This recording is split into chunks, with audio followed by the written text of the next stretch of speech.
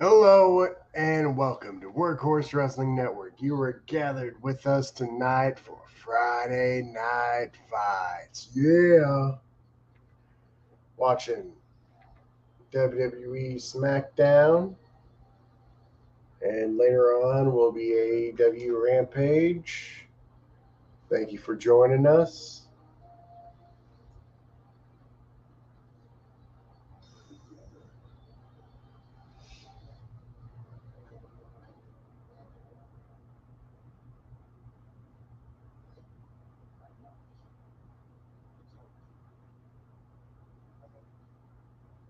Hope everybody's having a good day today.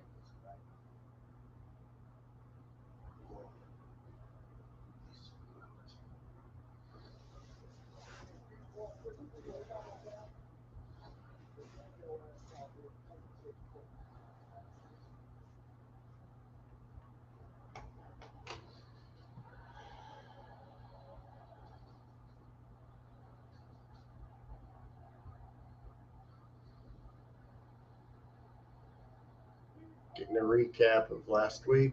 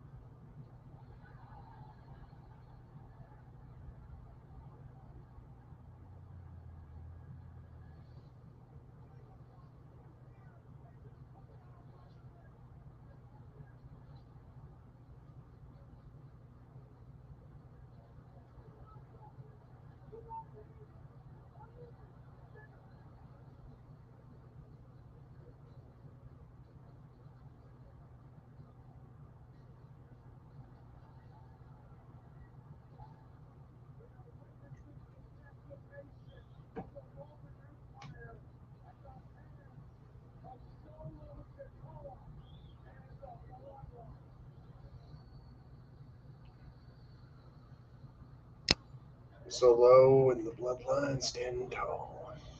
And here they come in to the arena tonight.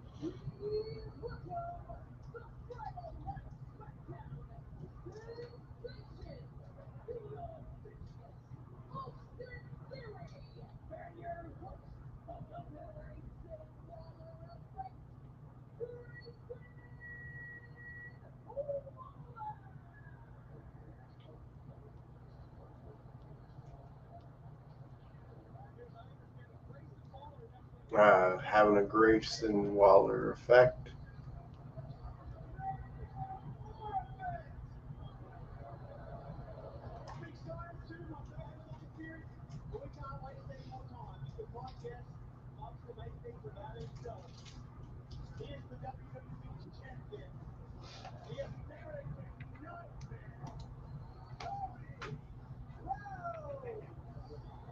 No, I got it. Yeah. Here comes Cody Rhodes. Yeah. Oh, okay, cool.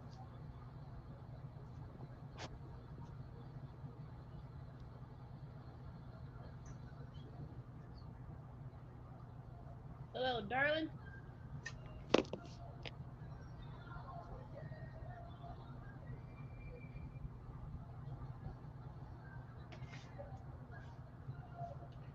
Something, something, Cody. How you? How am I? Yeah. Tired?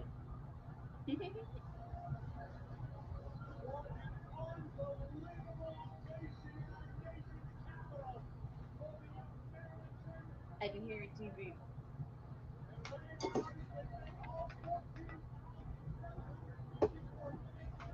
Okay, I turned down a couple notches.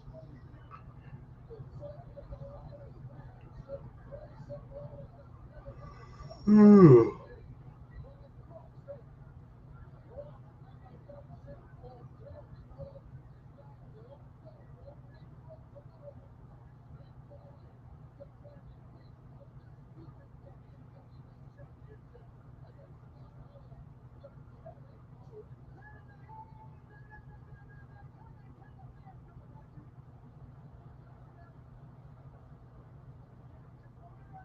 A Town Down Under, cutting short Cody's little celebration entrance thing he has going on.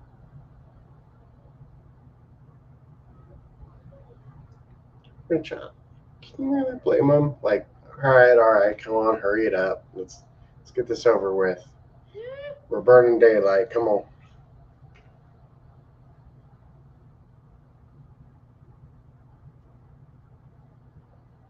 See, if this was a foreign country, they would got acapella. Adrenaline in my stuff. Something, something, Cody Rowe.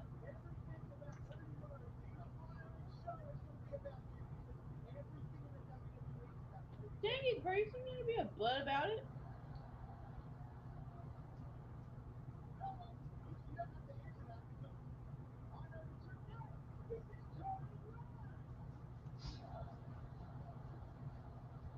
Well, he is a champ.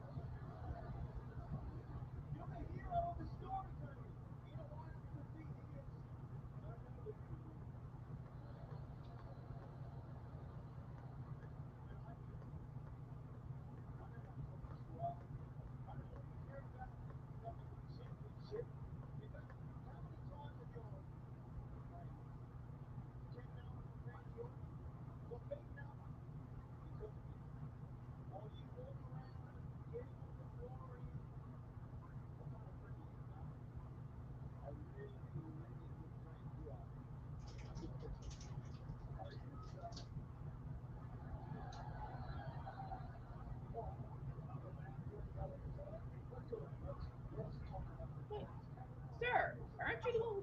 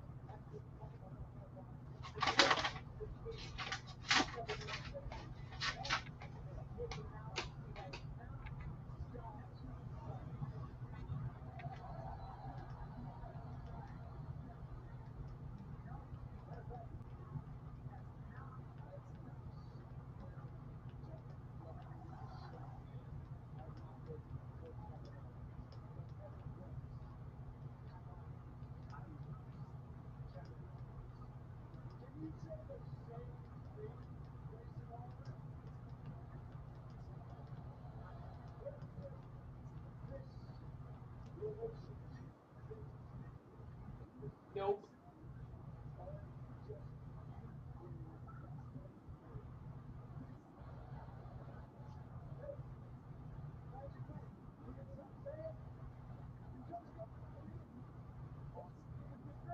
Just using him, baby.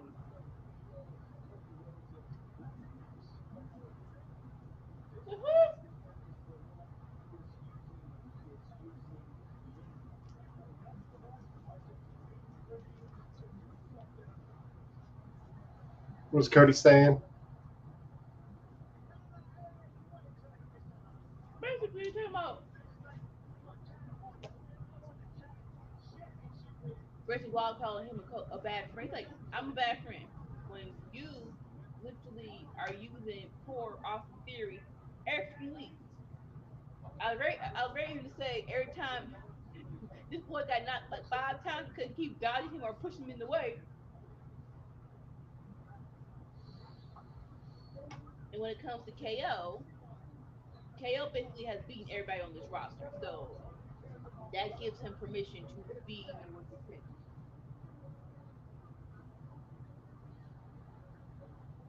And now they're showing a KO promo video package. Oh, really? Well, just wait till we get to the New Day on this segment here.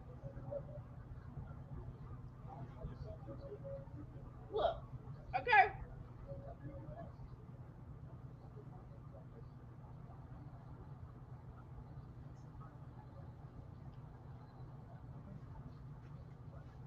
We all know his run as champion. He stabbed people in the back, There it yada is, yada Exhibit yada. D.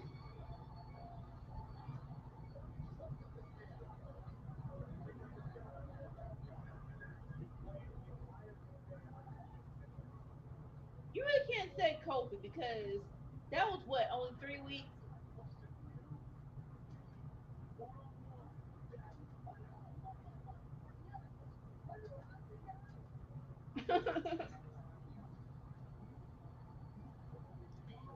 Isn't that even more hurtful? I, I'm on Sami Zayn. I'm on Sami Zayn, and it says "Yup" again, and that's hilarious. Like, yeah, yeah, he Did, did it twice. didn't even like him enough to hang out with him for a couple of months before being like, nah, I was just going to betray you. Right, 3 weeks is not enough to see if someone's gonna. And here comes KO. Nah, nah, that's worse. What you talking about? Couldn't stand him for more than 3 weeks. Tit. Like he put up with Jericho for like a year. Well, he was actually champion when it was Jericho. But like, if somebody can put up with Jericho for a year, but they can't deal with you for 3 weeks,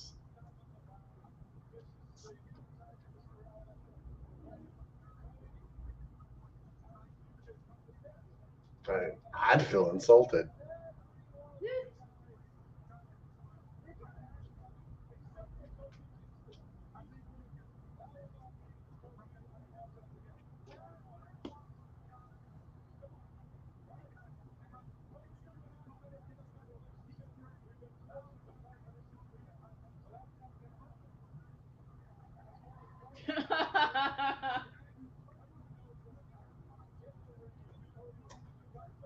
What you laughing about?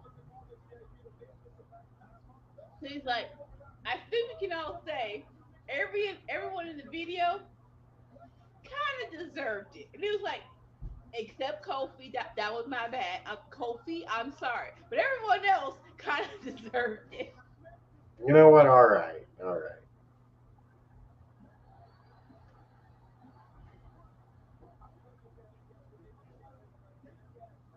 Like for real though, like 2015, Sami Zayn, no. yes. 2021, 2022, yes, he did deserve it.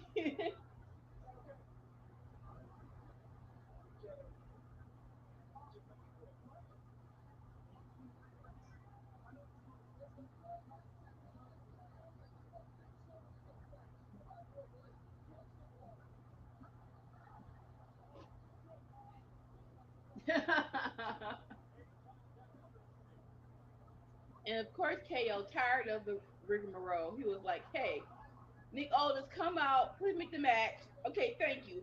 I know you have to speed up the segment. Can I go? Can I still make it in time to punch him in the face? Then Nick was like, just make it quick. I'm like, really? Yeah. Really? So thing is like with the first one, Sami Zayn, it's like I just got here. I'm on my way to the top. You have the title I want. Like, it's not on No, me. I love you, man, but like, I have to destroy you. but no, you don't have to destroy him. You can actually just have the match and see who's the better man. You don't have Uh, to destroy him. second Destroy one, is a very big word. John Cena. Like, dude, did you not just see what I did with my best friend? Like, who do you think you are? I gotta Yeah, destroy you too. definitely had it covered. Definitely had it covered. And then And then the third one, it's like, honestly, this went on longer than I thought it would. I probably really, enjoyed hanging out, but like, your time is up. Your time is now. uh, well, yeah, everyone besides Kofi deserved it. And point, period. Come on.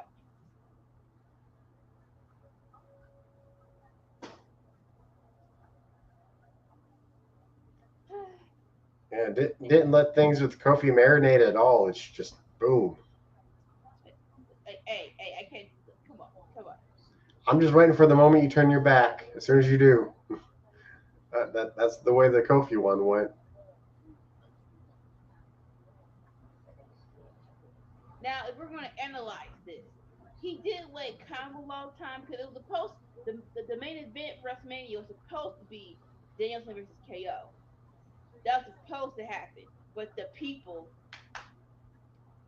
changed it to the proper main event.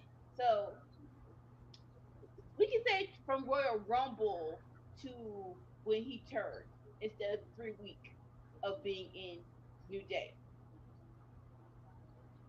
I thought it was supposed to be Mustafa Ali.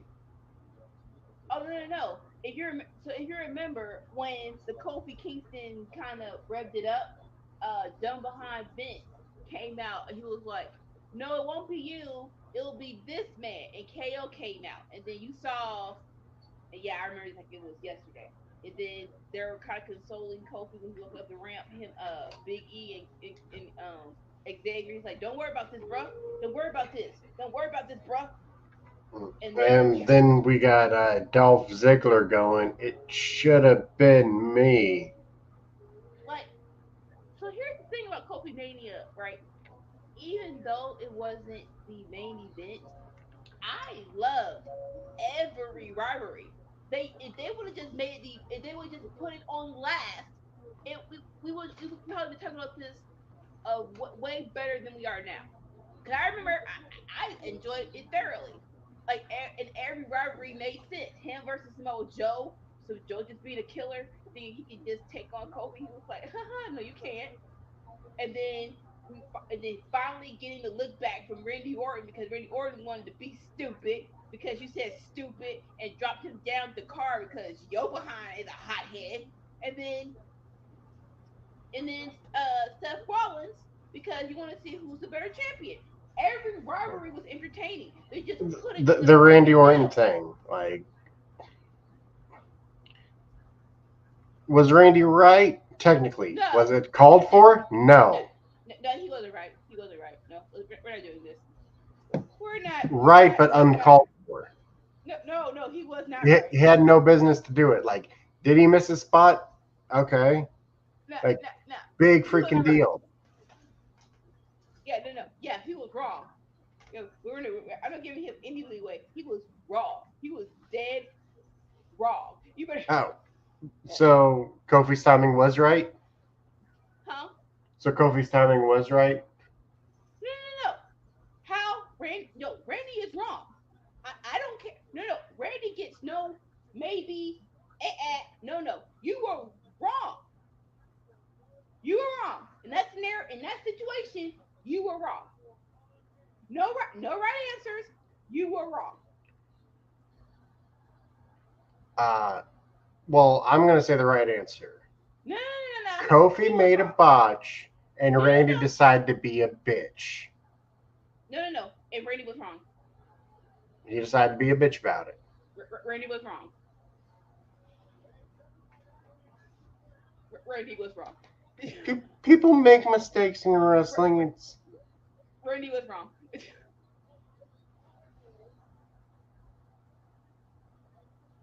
He's a baby face. Great. I love you. I love people cheering his name. He was wrong.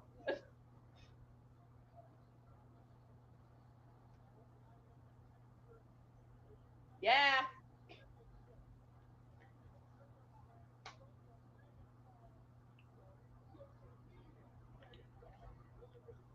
and that was after the whole Mr. Anderson stuff too, wasn't it? Let's not do this. Let's not do this. Well, that's also how he got fired. I don't think you realize how pissed off Randy Orton makes me about those two things. I don't think you really Well, understand, bruh. well, listen. Randy Orton gets you demoted. John Cena gets you fired. Sure.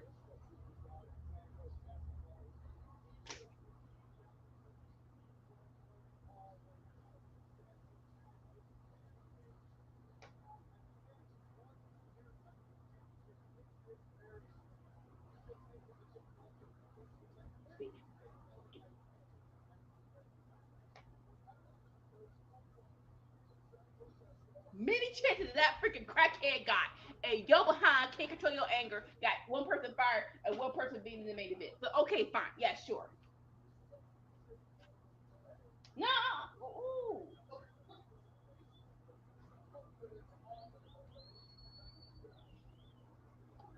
How much better would WWE would have been if them two things didn't freaking happen?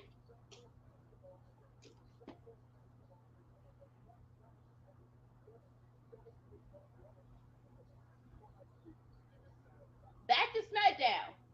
Legato versus LA Knight. Cannot believe this is on SmackDown. This really should have been a premium line. I will say, like when it comes to botches, though, Randy doesn't usually do many. Usually, it's table didn't break. How painful! Try not to laugh at this dude's pain.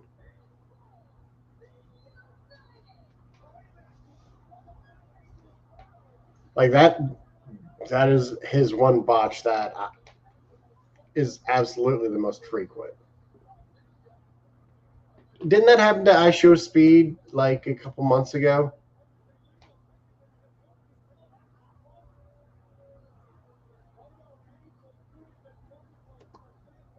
I don't recall. You don't recall? I don't recall. You know who I Show Speed is? I know who Actual Speed is, but I don't recall the watch.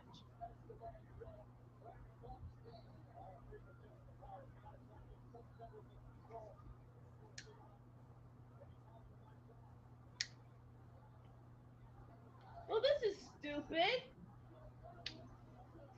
This match can't happen now.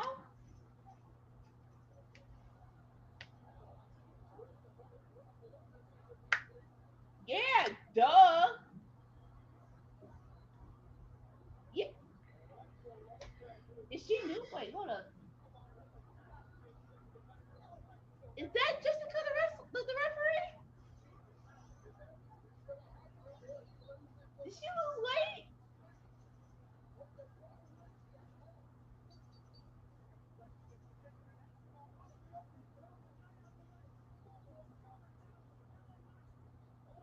I don't know, but people do lose weight.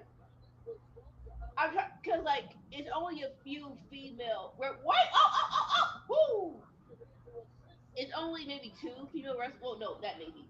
There's definitely two female wrestlers in WWE, and the one is black, and the other one was Jessica. So I'm like, did they get another one, or is that Jessica? And if so, go ahead, girl.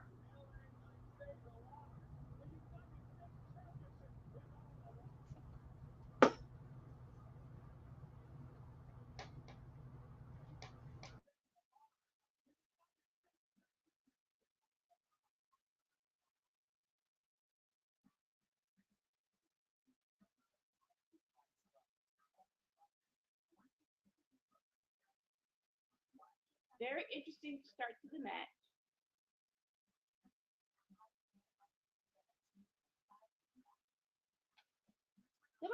feel about it because, hey, yes, you're heel people. Let's heal it up and try to attack the person. But on the flip side of it, you did it in front of the ref. Like, come on, you gotta be better than that. You got so Are people still feeling LA Knight? yes.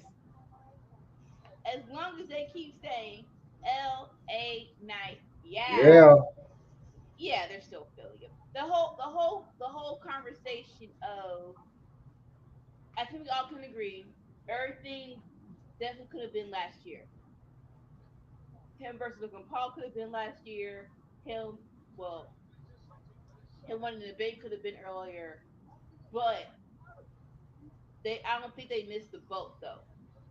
It's different if you miss the boat completely. I don't think they missed the boat.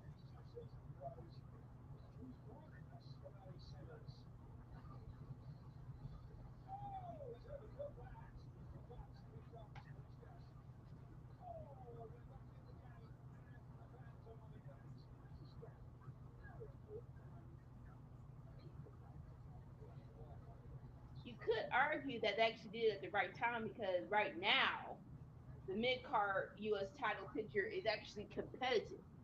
It was kind of competitive last year, but you got a couple more people that he can do a dance with.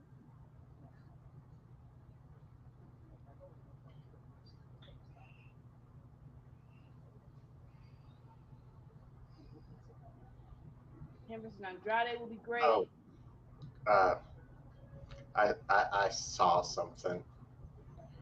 Apparently, some British dude wants to arrest Americans on their language. Arrest him because of what?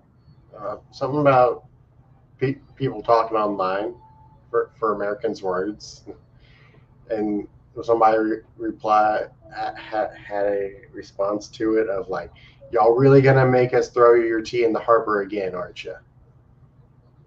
Oh, you know what? I think we talked about this a month or two ago, right? That person you talking about is probably stupid, but it is crazy how our history is not everyone else's history. And when I say crazy, it's more so in the grand scheme of things, how many people outside of America care about what we're learning. Like listening to Luke from Wrestle Talk, and they're talking about the whole Independence Day, and they're like, we don't know what that's like. When he said it, that was hilarious. Like we don't know what that's about, but evidently y'all won. It's like what? So when y'all were kids, they didn't teach y'all that King whoever was taxing us when we were trying to come over here, and we had to fight to get our freedom from y'all. I get it, but I kind of don't get it because that's directly something that y'all were like it wasn't World War III where it was a bunch of states, a bunch of countries going at it. It was really you and us going at it. Well, to them, that was just part one. Like we also had the War of 1812, where they because like they had issues with France, Yes. and so like they had to give up for like what 40 years, 30 years. Uh, Ooh, shoot. Like, and I'm not saying it should be a whole chapter, but I think y'all should know something about what happened. I mean, let's face it, like education systems aren't very good. Yes and no, though, because again, how much are they teaching about that over there? Like, how much importance is it to them over in England?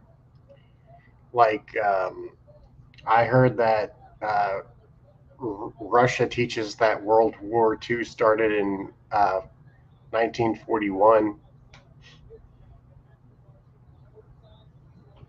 See, this is a whole rabbit hole that's going to They, real they quick. don't they don't talk about the war before 1941. Yeah, real quick. Santos Meteora to LA Knight.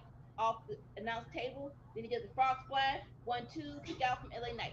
Back to our conversation. Like, yep. Now it's one thing where, like I said, in my mind, when it comes to Revolutionary War in England being taught, I get if you want to rephrase some stuff, but you haven't taught it at all. Like it's one thing to rephrase it and put it in your favor. It's another thing to be like, no, y'all don't even know nothing about it. It's fine.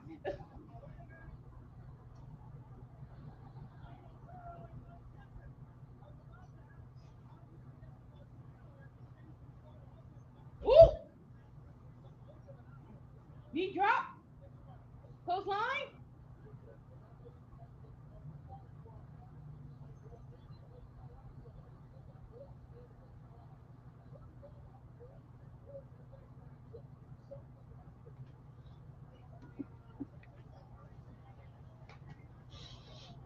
All right, LA Knight revving it up.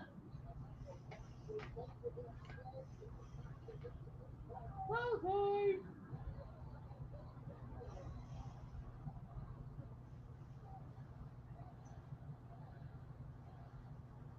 Ooh, neck breaker.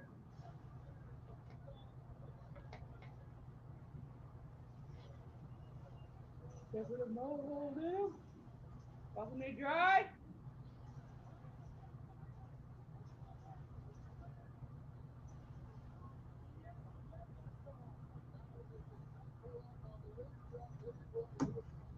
Skywalk slam.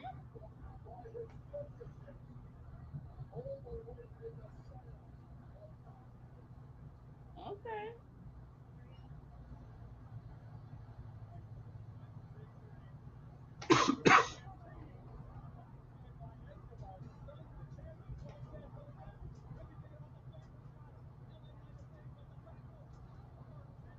Oh shoot.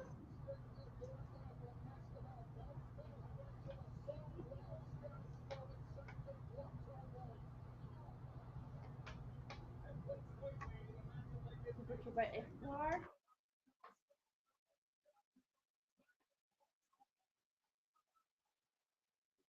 The side kick. LA Knight on the second rope. And they trying to fight it out. Pushes Santos off.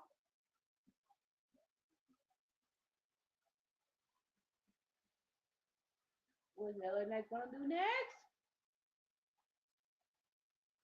Yeah. Oh shoot. Oh, that was pretty. Well, all right.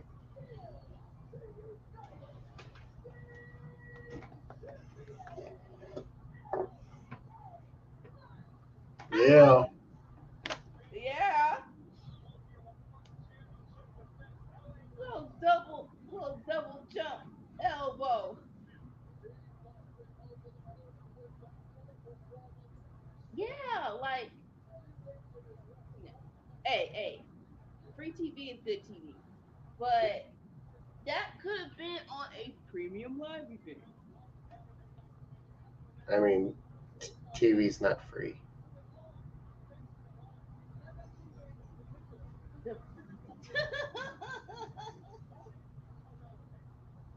The the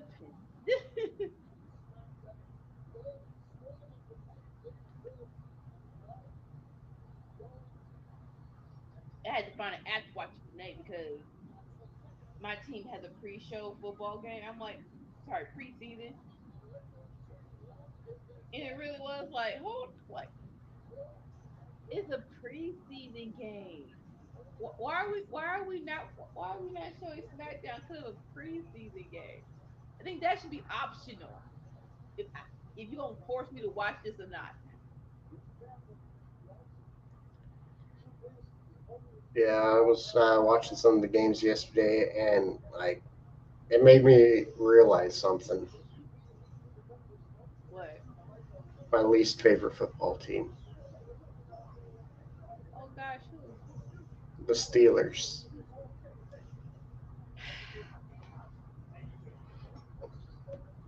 Hold up. Let the barbershop. Let the barbershop. Real quick. Hey Hassan. Hey, boo boo. Is it Santa? Oh, no, sorry.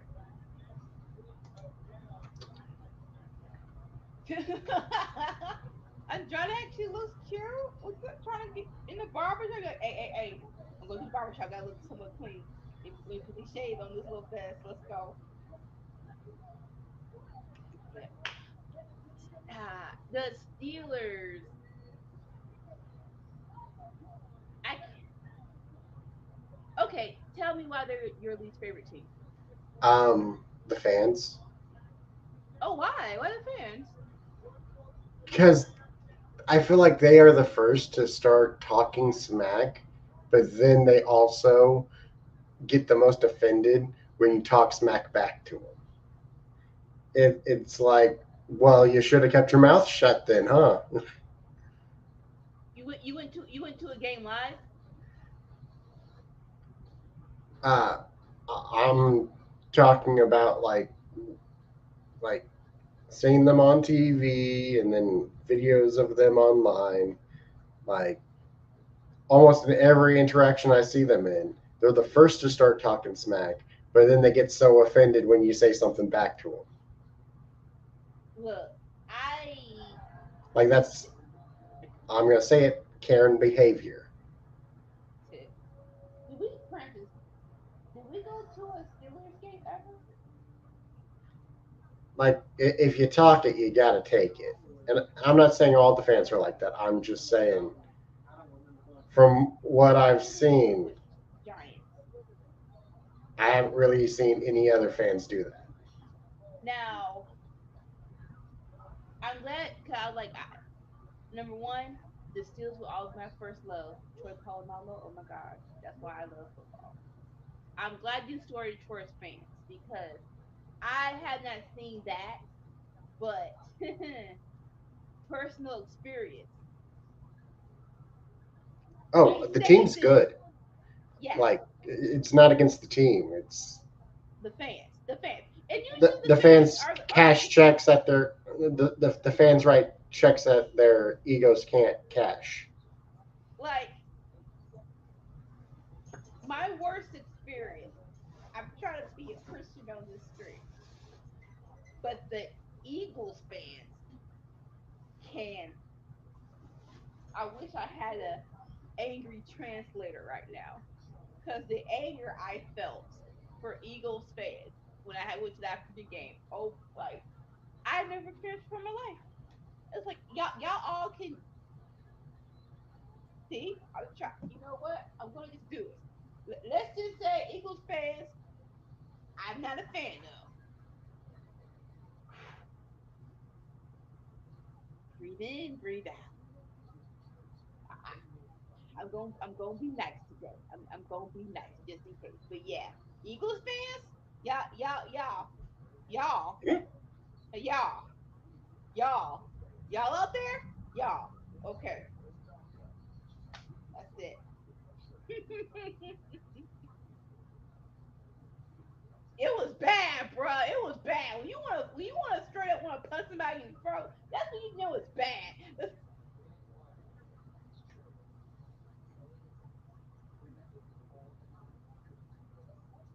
obnoxious little sucker. I'm so serious. Okay, I'm gonna let it go.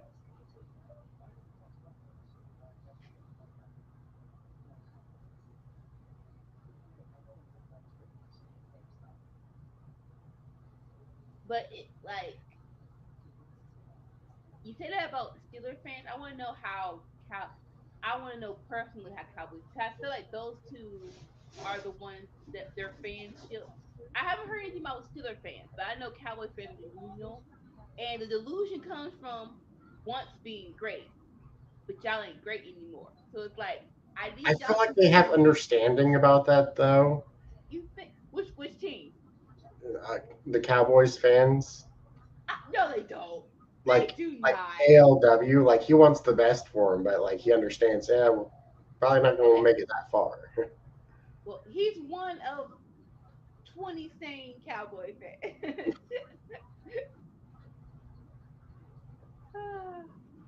But I haven't really, like, yeah, Steeler fans. I haven't really seeing that, and then to their degree, did they? Did I want to say they made the playoffs last year? So it's one like so they haven't won an ultimate bowl though. So it's 20. It's both sides.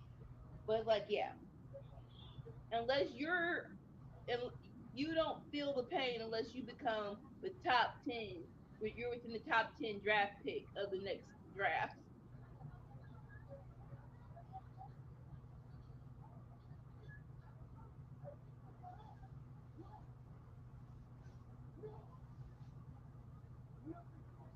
Oh, oh, oh, oh, oh, oh, oh, oh.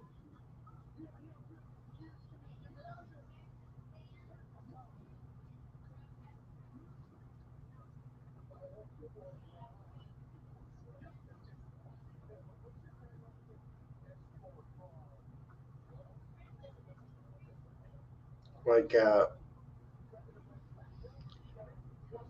last year, dude wrote an article asking Steeler fans to stop calling people derogatory names. Oh, that's stupid. Like again, like see, like it ain't gotta be that serious. Even the stupidest Eagle fan, I'm not calling them outside their name.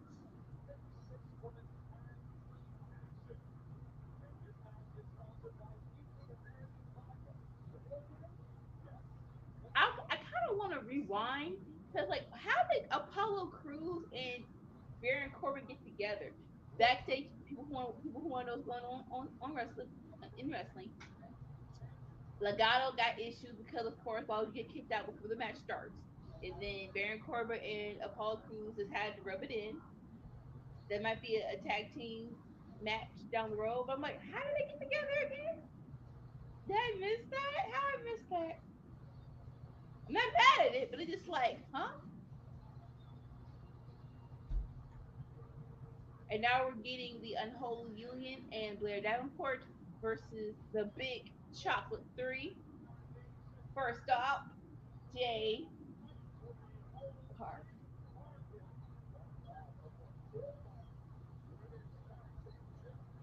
Hey, boo boo. What's up, boo boo? Like, but I will say, like Jacksonville, like maybe the nicest fans of the league. We having a good time. Wait, stand by. Now, Kansas City, like I wouldn't call this rude, but I would say that we can be pretty annoying. But that comes with winning. Hold up. Let me just like, there you go. Bail, bail, bail, bail, bail, bail. I hear something there. Da, da, da, da, da, da, da, da, da, da. But yeah, that comes with winning. So a little annoyance is your birthright if you win that year, right? Well, like even when we were on the 50-year losing streak, like we're we're we're, we're loud and we're proud.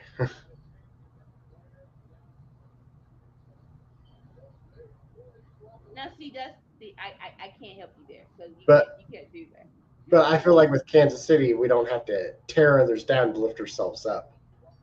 We can True. just lift ourselves up, even in a 50-year losing streak. Let me up.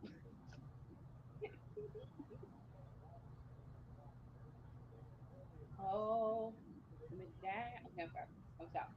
All right, the match has started. But like there's a lot of rude teams. Like the Patriots, like their fans can be pretty rude too.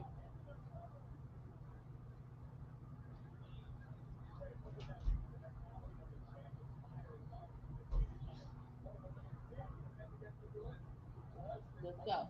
It's two.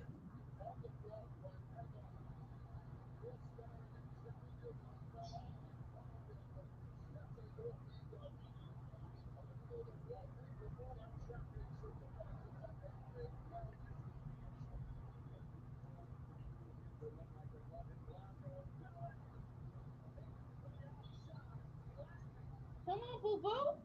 Come on, boo boo. Um, I feel Rams fans are pretty good too. I mean, well, Rams used to be here in St. Louis. They're back in LA again. But Yeah, yeah. Up and say. Uh, even Deadpool made fun of Wolverine in the movie for looking like he's a superhero for the LA Rams. Like other teams, I feel like people would have went online and be like, "How dare you?" But like, no, they can take a joke. and that's hilariously stupid. And that's more so towards Wolverine and the LA Rams because you are rocking yellow and blue right now.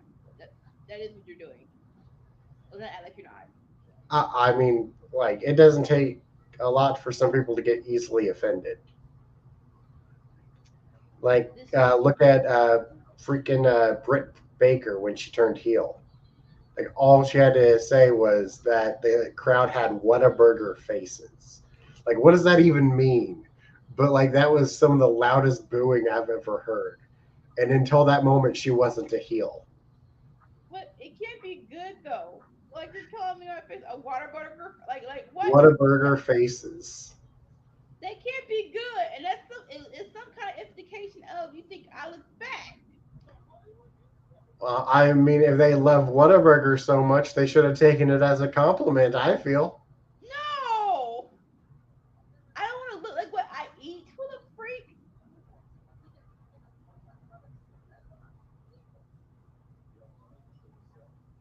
Well, I mean, they say you are what you eat. That in certain statements can just shut up. like I'm sorry, certain stuff is like I don't know where y'all got that from. Y'all need to let it die. Please let it die.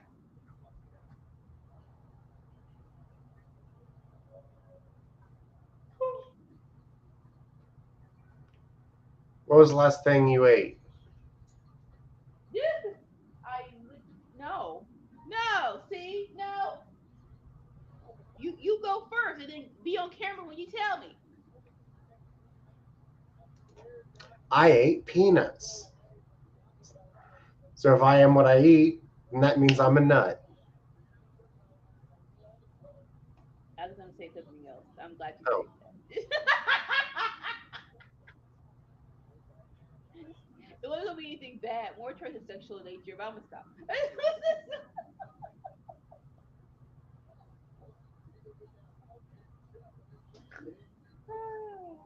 But yeah, no, I'm not. You're gonna be playing in my face like that, nah.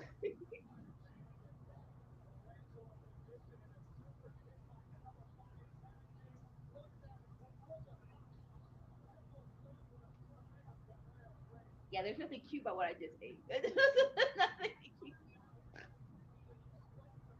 Shoot! Your people's back like that, bro. What's wrong with you?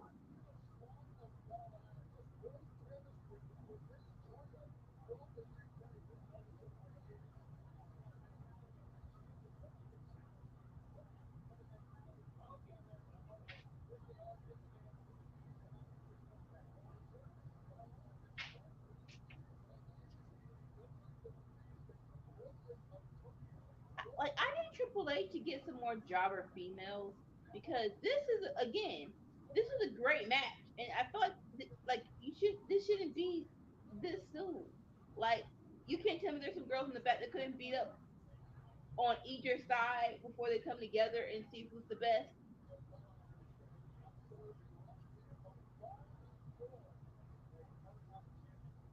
Like get the chick from NXT.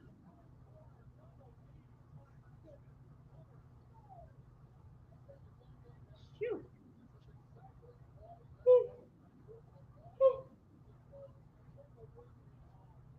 Right now, the unholy British Union, ooh, whoa. that could work.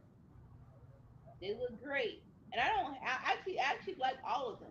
The least my favorite is Aladon. That's only because I don't know you. I don't know her like that.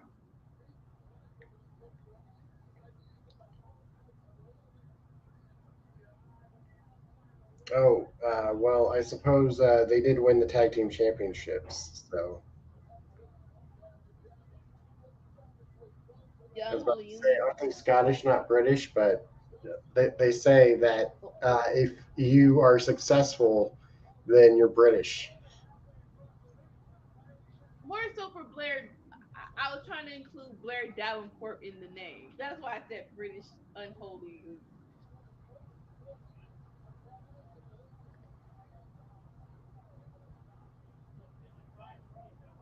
The only thing, either British Unholy Union or Dalmatian Unholy Union. And that's how that is.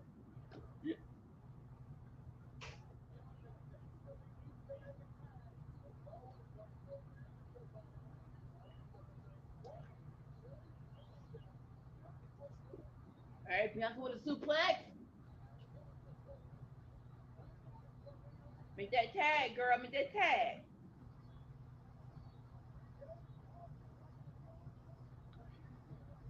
So Yeah, I'm moving. I've heard.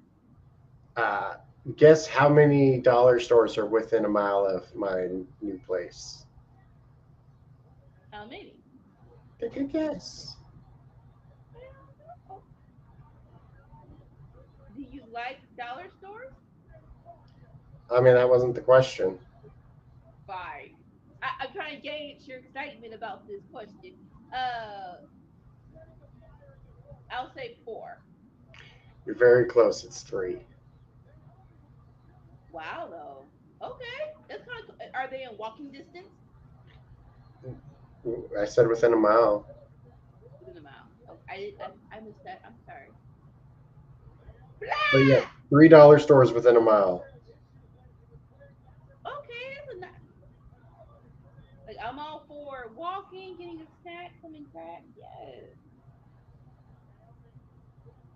Like, Shoot. it's kind of crazy to me though. Like, what you need all them dollar stores for? More so the flip side, real quick, because the business has picked up. Let's go, pumpkin. Like, town has like Curry. 4,000 people. In a town of 4,000 people, y'all got $3 stores all within a mile. I will ask Bianca. Be cool with it. We just flying and kicking and flying. No, no, not again, not again. Come on, Nay. Like, there's got to be more dollar stores than Subways. Oh, now more split kick. Let's go. Get his way back. Bring it to the flow. Like, them dollar stores are spreading like an infectious disease. Like, it's all over the place. Power the pro. Am I lying?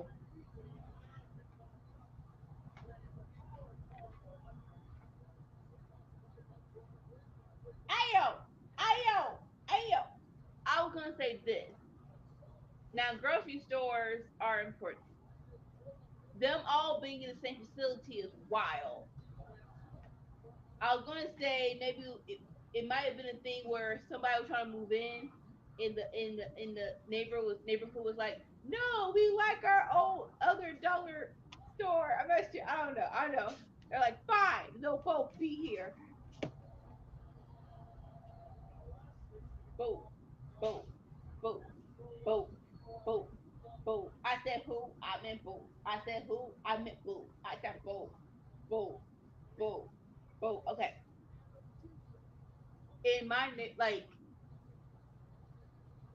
it, I would say it was kind of slow, but and I was like, there's three gas stations in the miles of my neighborhood. It's like, did y'all did y'all think this through? Because like you do know there's a gate this way, there's a Wawa this way, and you just want to be right in the middle. I don't think y'all thought this through, bro. I don't think y'all thought this through.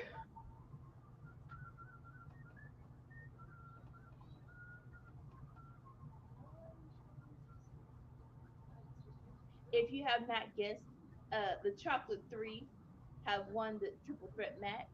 I am so excited. I am so delighted, especially since they got the win. I need them to build these feuds better because I'll say it again. I love all six women.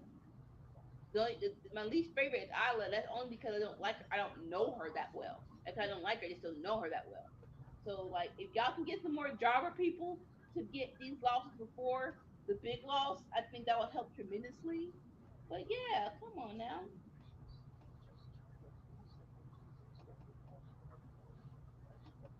Ooh,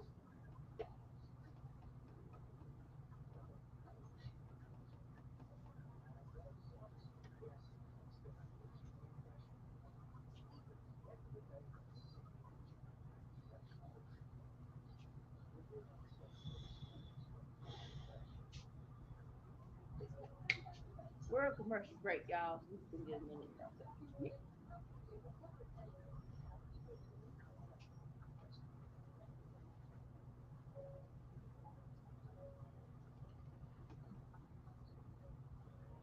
This crazy behind the movie that ain't nobody asked for. I could go for some coffee. Bruh, I'm probably gonna make me a cup when Rampage comes. How long have you been up? I took a nap. Nah.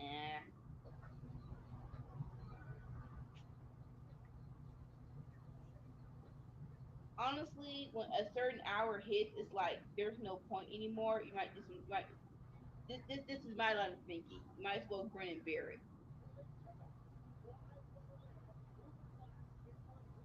Fire!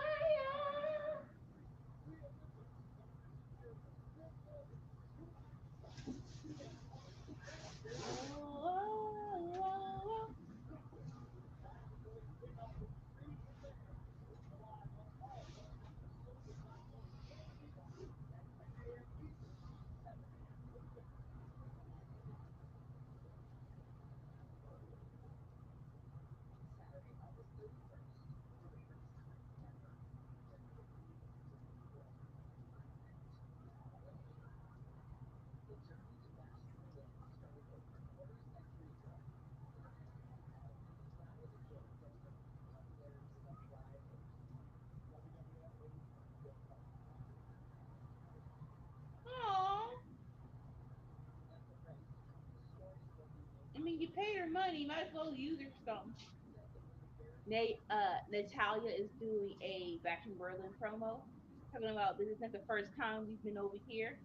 1996, when my uncle Bret Hart, you might have heard of him, was champion. He came over.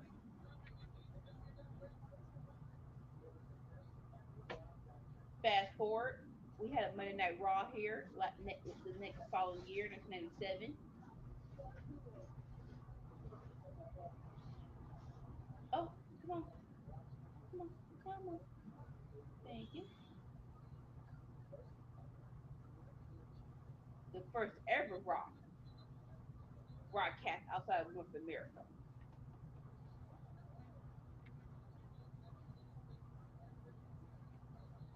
The main event was Owen Hart versus Bret, and I think a Bulldog was in there too. I don't think this. I'm not sure what they were trying to accomplish with this promo, but I'm tired. I just like this is way too long. I don't.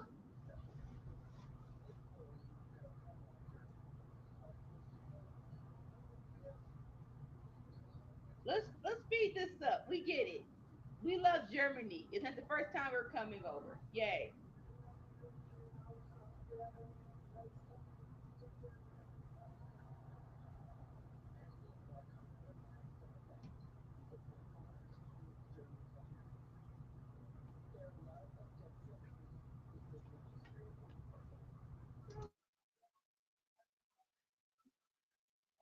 Like maybe it's just like I feel like they could have condensed that part of talking about the Hart family a little bit shorter.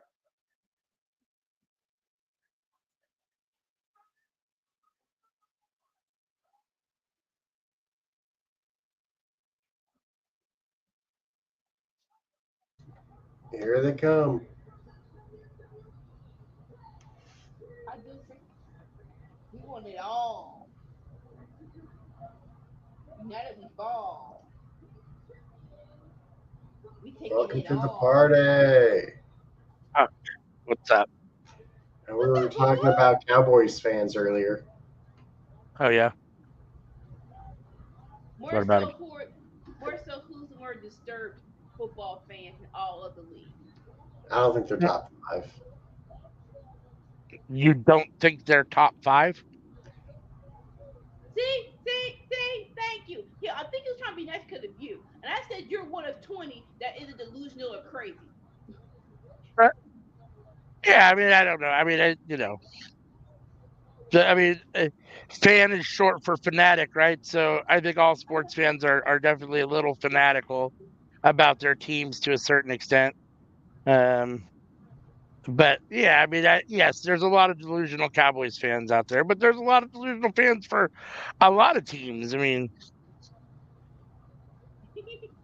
come on, man.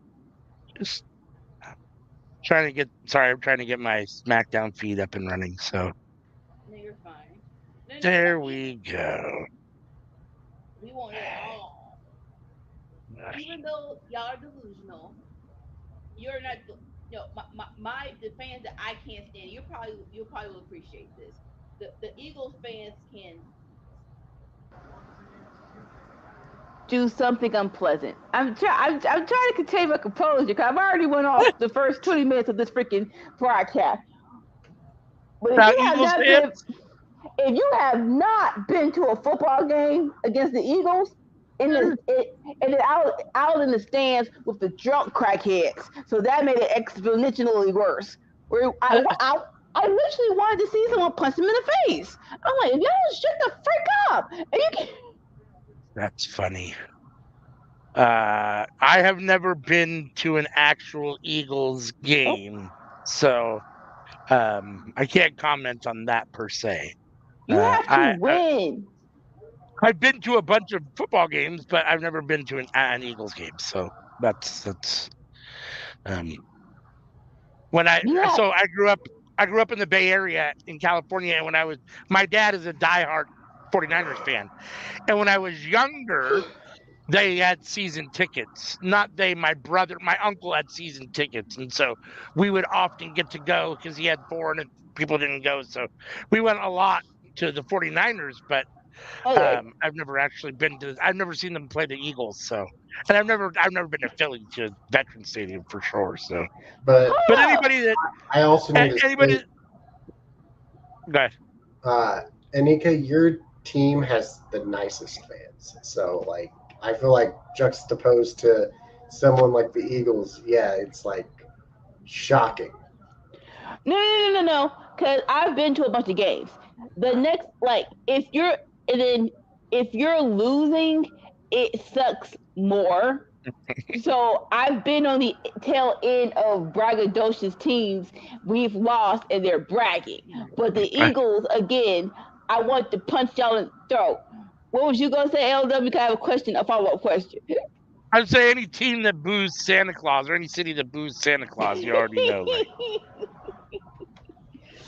So okay, And so to be fair, I think saying Jacksonville Jaguar fans are probably the nicest in the league, maybe putting a little bit on it. I don't know who the nicest is, but it's Florida, so we can't give them that. No disrespect, but it's Florida. Let, So let, let's yes, be we clear. can. It's the Jaguars. It's not the Buccaneers. Yes, exactly. Don't do that's the that. You difference. can give us That's the difference that. between Jacksonville and Tampa Bay. Yes, very Oh much no, so. Like Buccaneers are top 10, Mm. maybe even top 5. But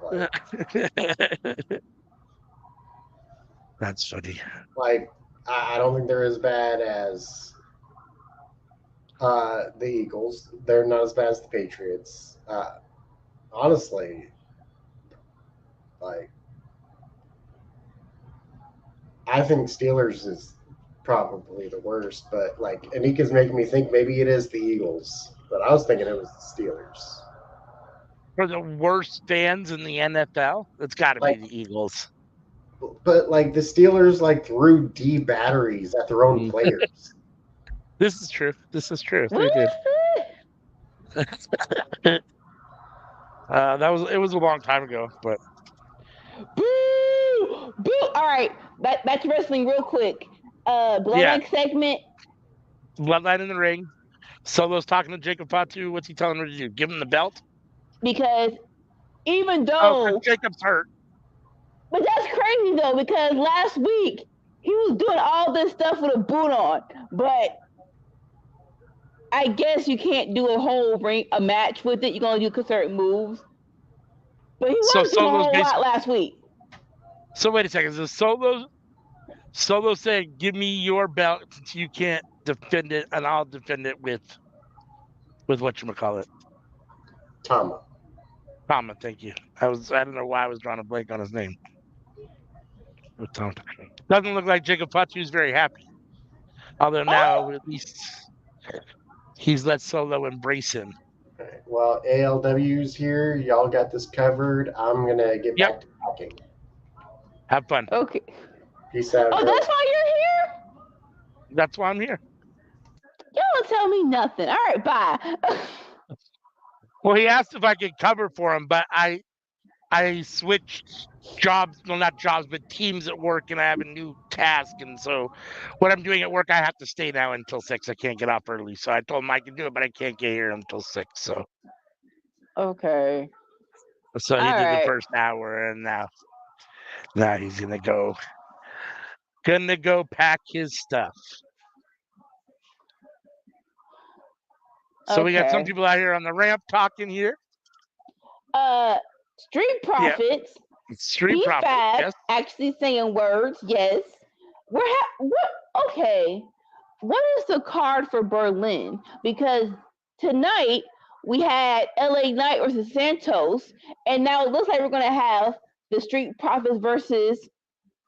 I was gonna say Udo so badly. The Bloodline. And it's like, yeah, both these matches could have been at Bash at Berlin. Oh, yeah, maybe. Well, unless Street you Profits have versus Bloodline for sure. I don't know if the other ones where they have a pay-per-view, but it was. Trust me, it's definitely a go back and watchable match. Oh Lord, I'm glad y'all made it sound because I was. But yeah, it's definitely a go back and watchable match. Randy and Gunther video package for Bash at Berlin. Like on the card. Go ahead. Oh look, yeah. Oh no. Let's say on the Bash at Berlin card, we have Randy versus Gunther, and we have Cody versus KO. Not sure what else was announced. Oh no, yeah, we're gonna have the gender match, the Terror Twins versus Stupid Judgment Day.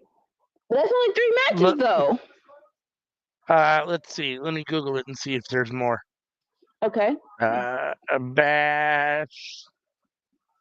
Oh, sure. Is it Bash at or Bash in? It probably doesn't matter. Right. Berlin 2024.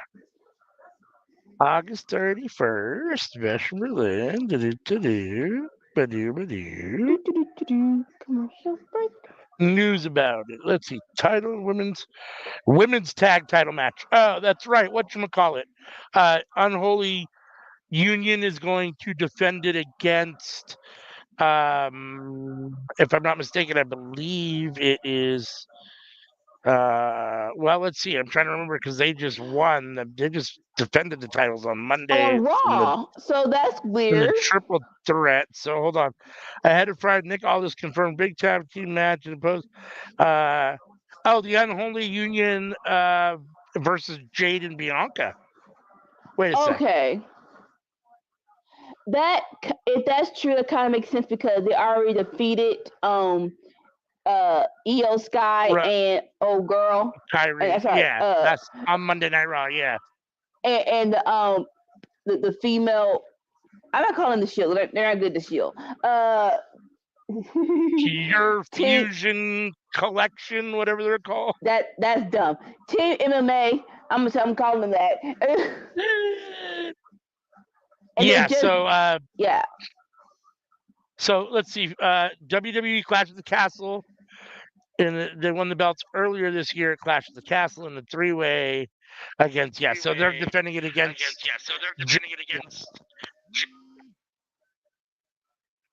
Jade and Bianca.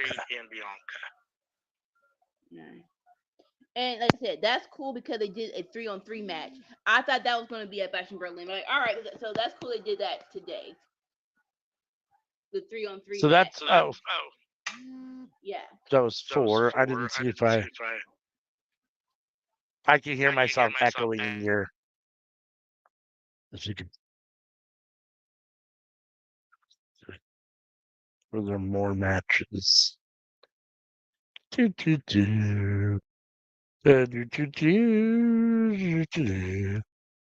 World Heavyweight, yes, we know that. Cody versus KO, we know that. The intergender match.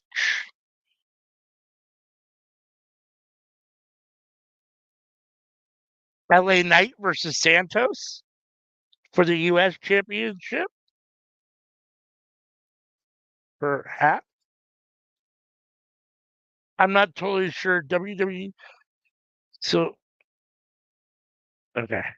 So this article says 2024 WWE Bash in Berlin matches, and it's got the World Heavyweight match, the Undisputed Championship, and the intergender match. And then it's got a little dash and it says 2024 WWE Bash in Berlin predictions. And then it has U.S. Championship, LA Knight versus Santos, Intercontinental Braun versus Sheamus versus Ludwig Kaiser. And then the Bloodline, Tama and Jacob or Tonga versus DIY. It sounds like it's going to be or Street Profits. So I'm not totally sure if they're saying that all 6 of those matches are on the card. I don't know. I'm confused now. I don't know. Oh, you're muted if you're talking. There we go. Yeah. So yeah, they definitely did Santos versus LA Knight tonight, and they're doing Usos. Sorry, Bloodline versus Street Profits. Right. I'm sorry. Usos sounds better than Bloodline. But yeah, they're doing that right now too. Right. So yeah, so it appears there's only 4 matches scheduled so far. But we have another week still, right? So it's not this weekend, it's next weekend. So you got one more week to set up a match or two. I don't like when AEW does that. Be adding stuff at last minute. No. We was tired. 4-hour shows are stupid.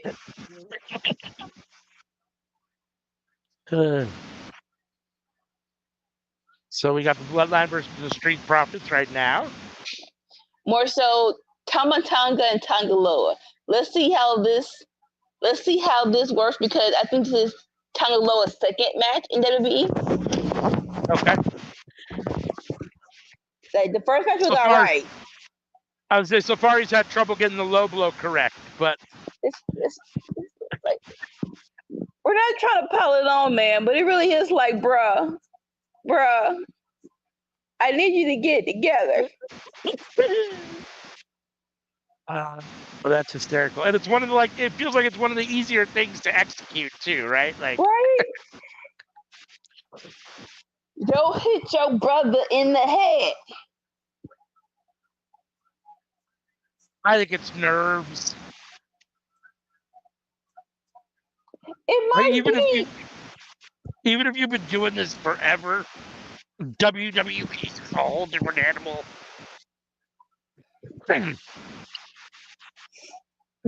This is true, but on YouTube, someone freaking showed his stuff on the indie scene. They're like, this isn't the first time. It's like, no, let's not do this now.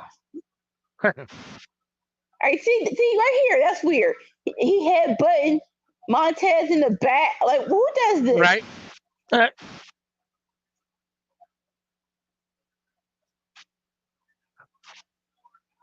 Got Montez up. Montez counters into an enziguri. Street Profits in control. That's Tama, though, right? That's not Tonga. Tonga's on the outside. Tama has. Yeah. Yeah. Tama has a shirt on. Tonga's shirtless. Yes. Oh shoot! Oh shoot! Big spine buster. Tez going up. Frog splash on Tama. What? Oh, Tongaloa in to break it up. That was close. That was close. If this was a week before, I would have definitely said Bloodlines winning, but I'm not sure. Oh. Sending Tez way over the top rope and all the way to the outside. Oh, crossroads by Tongaloa on the outside to Montez forward. Holy smokes. Or I guess, yeah, it was crossroads. Yeah. Solo's happy. Inverted DDT.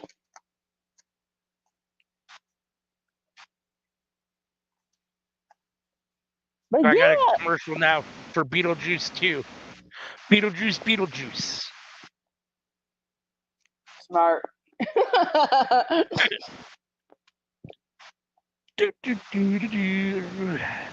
I'm scared. Full commercial.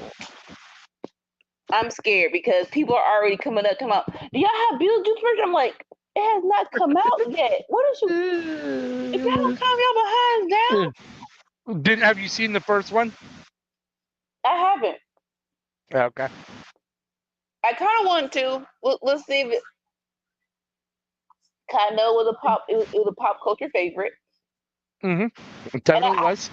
And I love that the story. I think Sammy told me that Tim Burton they were hounding Tim Burton to make a second one, and so he was making excuses. And now that they finally let up, he was like, "I can write another one." Like, really? 30 years. We're doing this 30 years after we done asked Joe behind countless amount of times to do this. Right.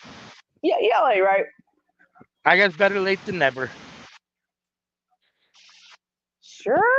Oh no, man. Sure, I don't know.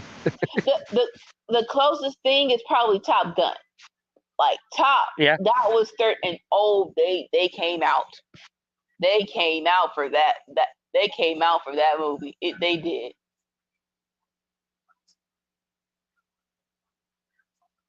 Yeah, I thought it was good. I didn't enjoy it as much as the first one, but I thought it was okay. For like 30 years, I'm pretty it holds up. It didn't suck. That's a good way to put it. It didn't suck. It didn't suck. It was whatever. Come to America too. That sucked. Y'all could have kept that. No. I'm sorry. Y'all could have kept that. Unfortunately, because the first one I thought was great. The first one is a classic, and I'm not sure what y'all was thinking about. But the new Beverly Hills Cop holds up though. It was. I haven't seen it yet. It's good on Netflix. It's good. Okay. I saw the commercial. I'm like, okay, and then I saw the dudes. Go.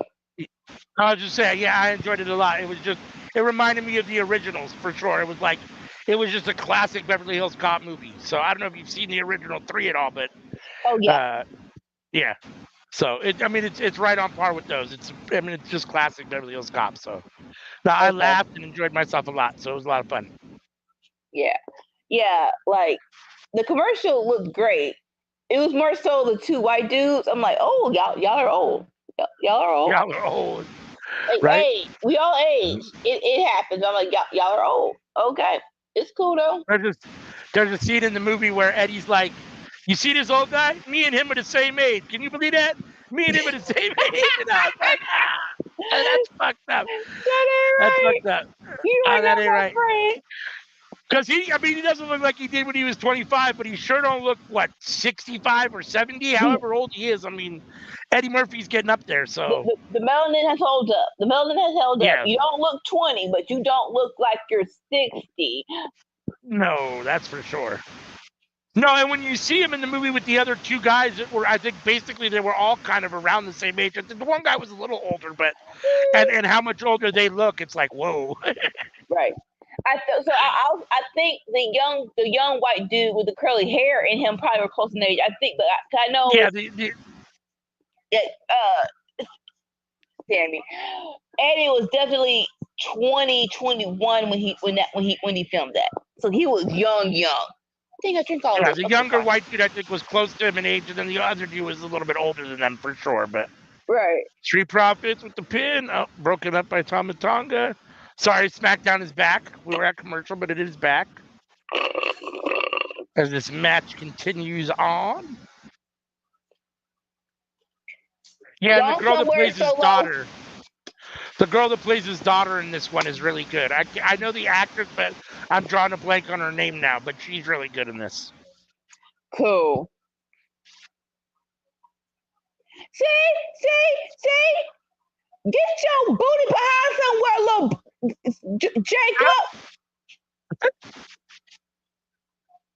Jacob. Tez over the top rope, taking out two of them. Dawkins and Jacob with the super kick. 2 super kicks. So much for being injured. For someone who should be injured, sit your IHOP limit behind down. Oh no. Tonga with the spur 1, 2, and that is it. The Bloodline gets the win with the help of Jacob Fatu. Come on, bro. Tonga Loa with the pin on Angelo Dawkins. Giving me hope and whatnot. Stop. Jacob Fatu is just out of control, throwing his own guys around in the ring. Okay, is Jacob hurt? Because I don't think he can be doing all this with a Budo. All right. Now they're laying the Smackdown on Angelo Dawkins, Tonga Loa, and Jacob Solo watching on. Somebody gonna come out to help the Street Profits? Oh, yep. We are DIY. DIY has come to the ring. Or to the ramp. Oh, now they're in the ring. Yeah. Attacking the Bloodline. They're taking out Solo. Oh, taking out Jacob. Time for some DIY tag team move action on Solo. Jacob holding Johnny Gargano's foot so they couldn't do it. Solo eventually getting out of the way and hitting Gargano. Now the Bloodline's in control. Right? Like, how can he be hurt and still doing all that? Well, you're doing a heck of a lot. He definitely does have a boot on his foot, but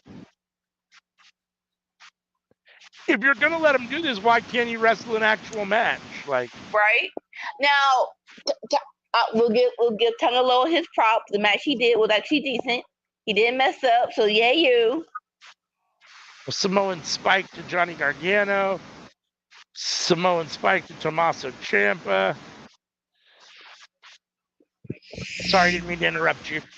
No, you're good. That was it. Yeah, you. You didn't suck. Bloodline standing over DIY in the ring. Jacob getting the lay and putting it on his tribal chief, Solo Sikoa. Where's Roman? Well, they were just behind last week. That's true. Oh, Cody backstage in his Homelander outfit. Oh, Kevin Owens and Cody talking before their match at Bash in Berlin. All friendly. They're teaming up tonight, huh? Yeah, so over here.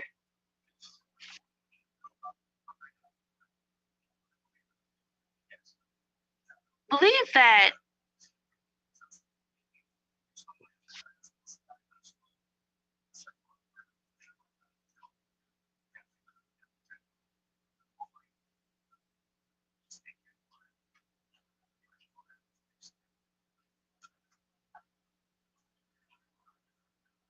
so you missed the first segment, and basically, Cody Rhodes was on the Grayson Waller effect, and basically Grayson Waller was trying to get in Cody's head, talking about how can you trust KO, and has he deserved the number contendership match?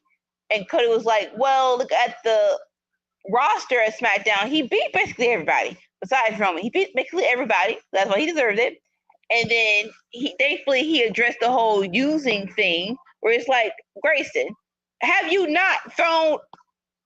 It's either my words, not his. But have you not thrown poor Austin Theory to someone's super kick or knee to the face or punch about 400 times by now, right? So you have no reason to judge. It is like, well, shut up. But here's why you can't trust KO, because look at how many people he's betrayed. And they did a whole video package where it was too, like, they're like Sami Zayn, Chris Jericho, and I'm just thinking about that, like, wow, they actually showed Chris Jericho and he is in AEW. Now, granted, it's a different haircut. Interesting. Right, but still, right? Interesting. Right?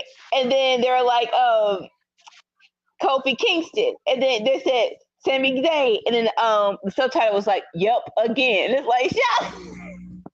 That got me. It's like, shut up. It was fine. And so then here comes KO, and he was like, look. We don't disagree that everybody that was in that video, they kind of deserved it. Oh no, and they showed John Cena too. Even though I'm like, they weren't friends though. It's fine, but yeah, like everyone deserved it. He was like, besides Kofi, that was my bad. I was tripping. Kofi, I'm sorry, but everyone else in the video, they deserve what they deserve that, right? And so he was like, you know what? Let's not stick to the traditional, I'm going to prove to you, blah, blah, blah. We're just going to fight you. It's going to be me and Cody versus you and Grayson Waller. They all just come out with the freaking little brief, the little folders we can sign it, make it official. Let's go. And so they made it official. And then he was like, look, I know you want to speed this segment up. So Nick Aldis, do I have time to punch him in the face? And so Nick only looked at his watch is like, all right, just make it quick. And so he that came into a brawl, and that was hilarious too. So I liked it. It was a very nice little wrapped up segment. And then right then, he was asking Cody, "You believe me, right? You believe I'm not that person no more, even though everyone deserved that. Everyone deserved what they got in that video. Besides Kofi, I'm not that person anymore. I'm not trying to do this match to set you up. I just wanted to fight them." He was like, Cody was like, "Hey, as of right now, all I can do is take you at your word." So we'll see. Who are they wrestling tonight? Grayson Waller, Austin Theory. Okay. Yeah. That makes sense. Okay. And if they're going to start it, that's going to be a 30-minute match. They're starting it right now. Don't really know what's left on SmackDown besides that, even though it's been a great SmackDown. Definitely rewatchable. Yeah, I mean, the part that I've seen so far, I mean, I came in basically the bloodline, the beginning of that bloodline, that segment was a half an hour basically. So, and it was solid. It was a solid segment. So, like, definitely go back and watch LA Knight versus Santos, and then the British Unholy Union went against the Chocolate Big Three. That was great, and that was basically it. I'm trying to think if I forgot anything. Like, there was a bunch of aftermath of what happened afterwards. Oh, it was a small little mini promo of Carmelo in his barbershop chair after he beat Andrade, and Andrade came in the barber shop, and it was like, let's do this again, let's go. And then he was like, Carmelo was like, we need to let the George when I'm doing a segment, y'all. Come on.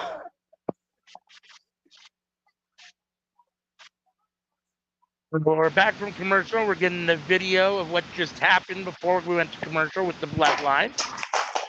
Damn. Beating up DIY.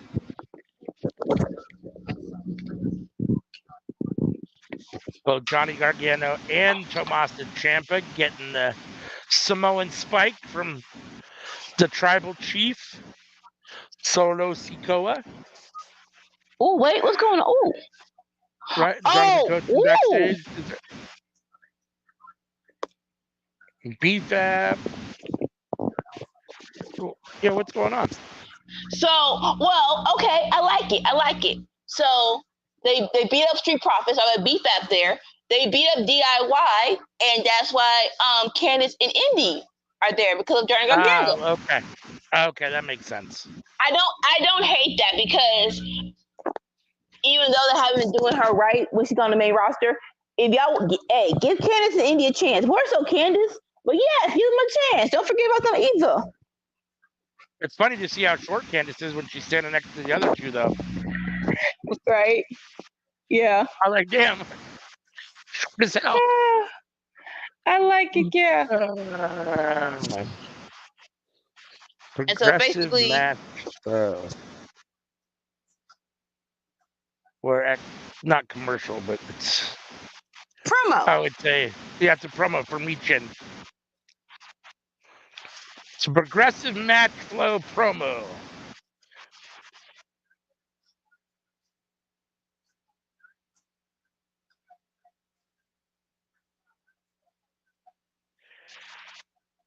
Now, is she still with Keith Lee?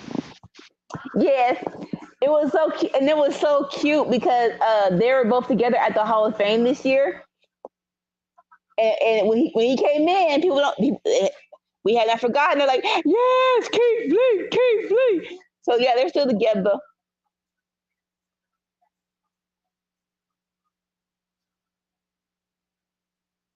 Michin. I'm the Beyonce.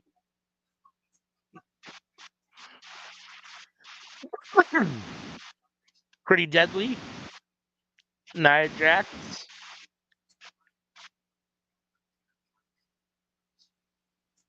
Is that Tiffany? Yep, no. Tiffany and the Yes Boys. Okay.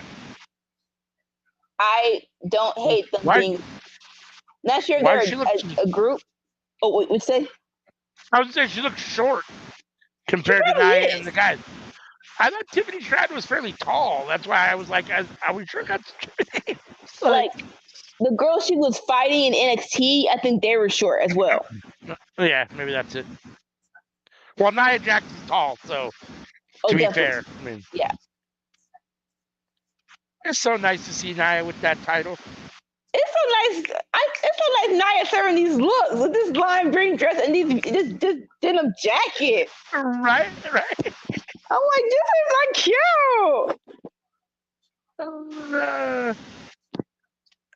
I'm trying to hear.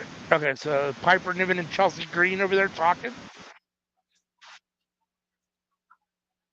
Because they must be talking about Nia.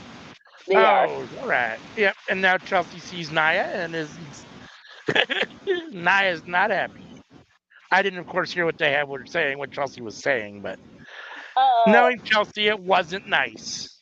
I didn't hear all of it. I think the most important part was they're like Tiffany is going to cash in on Nia. I heard that part.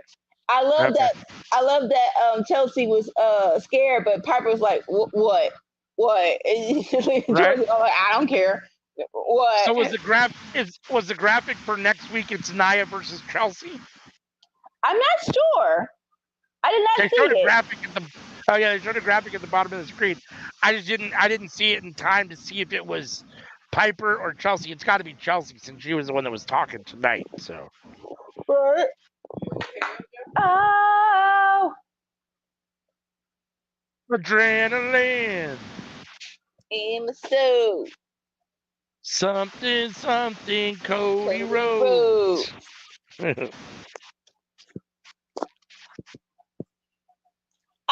my freedom. Use my kingdom.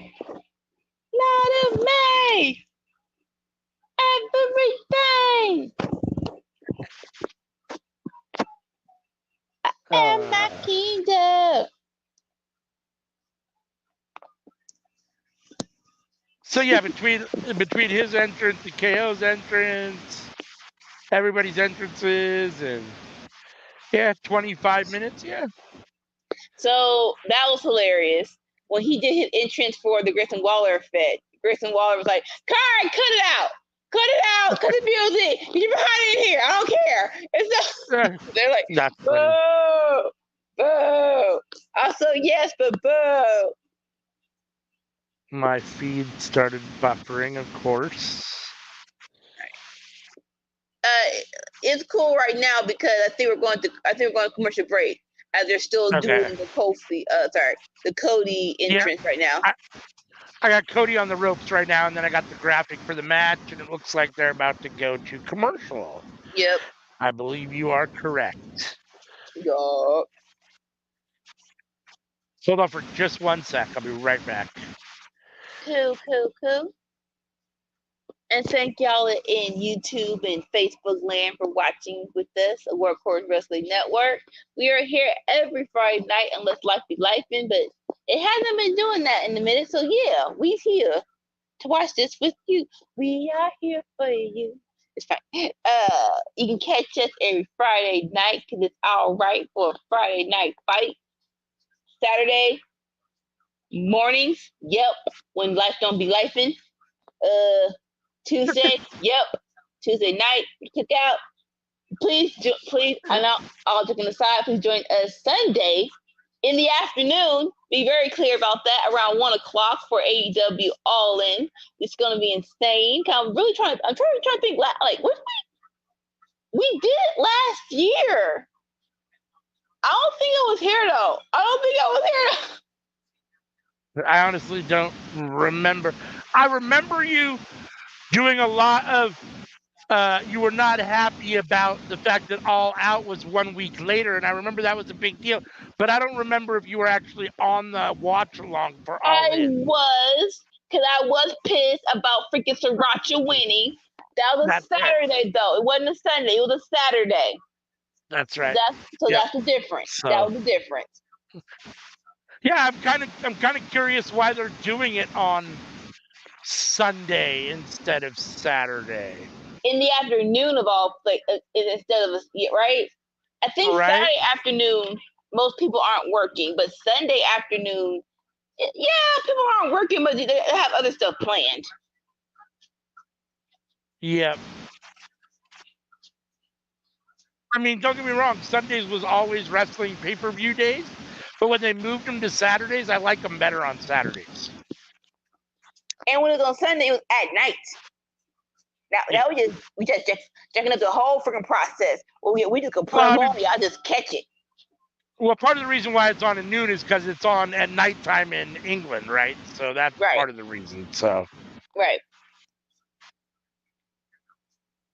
And again, I'm trying to think. I think we're ahead of them. Is that right? So is it Saturday?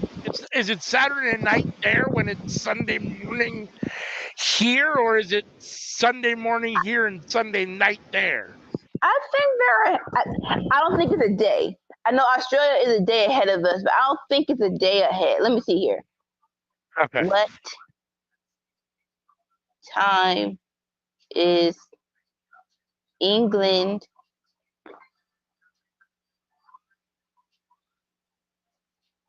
ahead of America?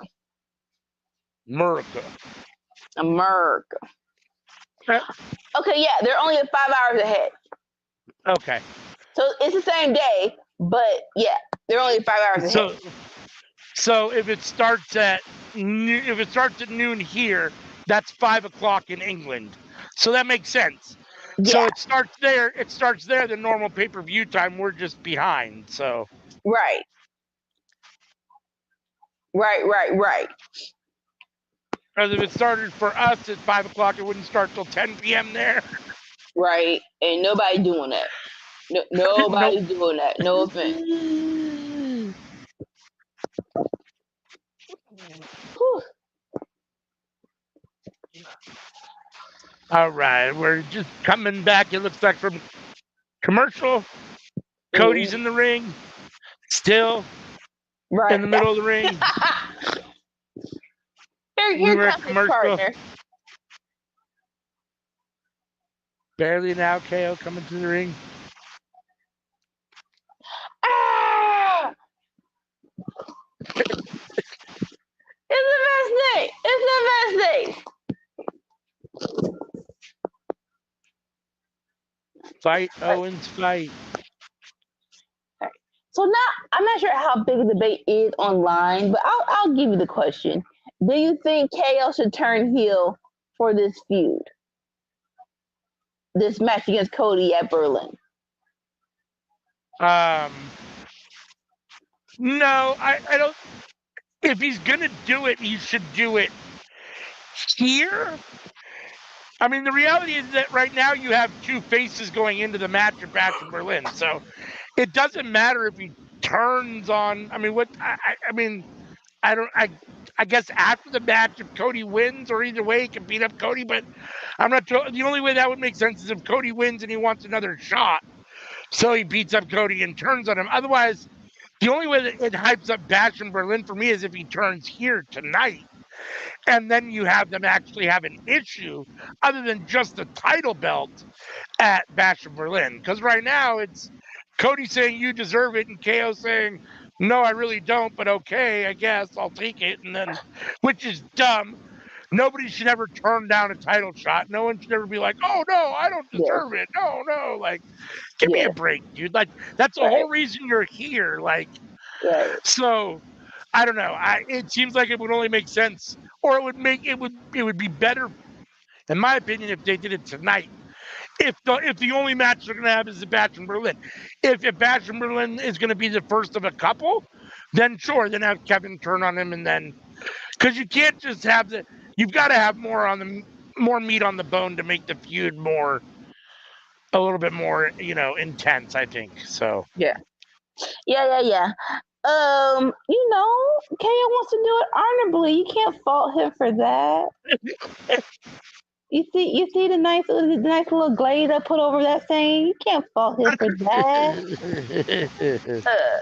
I do agree with the whole. I don't know if I could do it. Sir, right? Sir, you're freaking. I want everyone to. I want everyone. All of my favorites to have the speech that Danielson did on AEW. I'm the best wrestler in the world. I'm freaking Brian Danielson. I'm freaking KO. I am the prize fighter. Yeah. No, and we've seen heel KO, so we know that we've seen him have that attitude, and we know whatever. So it feels disingenuous. It doesn't feel like for me. It doesn't feel real. Like even as a good guy, you still don't have to turn down a title shot. You still don't have to act like, oh, I don't deserve it. We all know you think you do. So. Oh my gosh. Like he kind of expounded on it last week.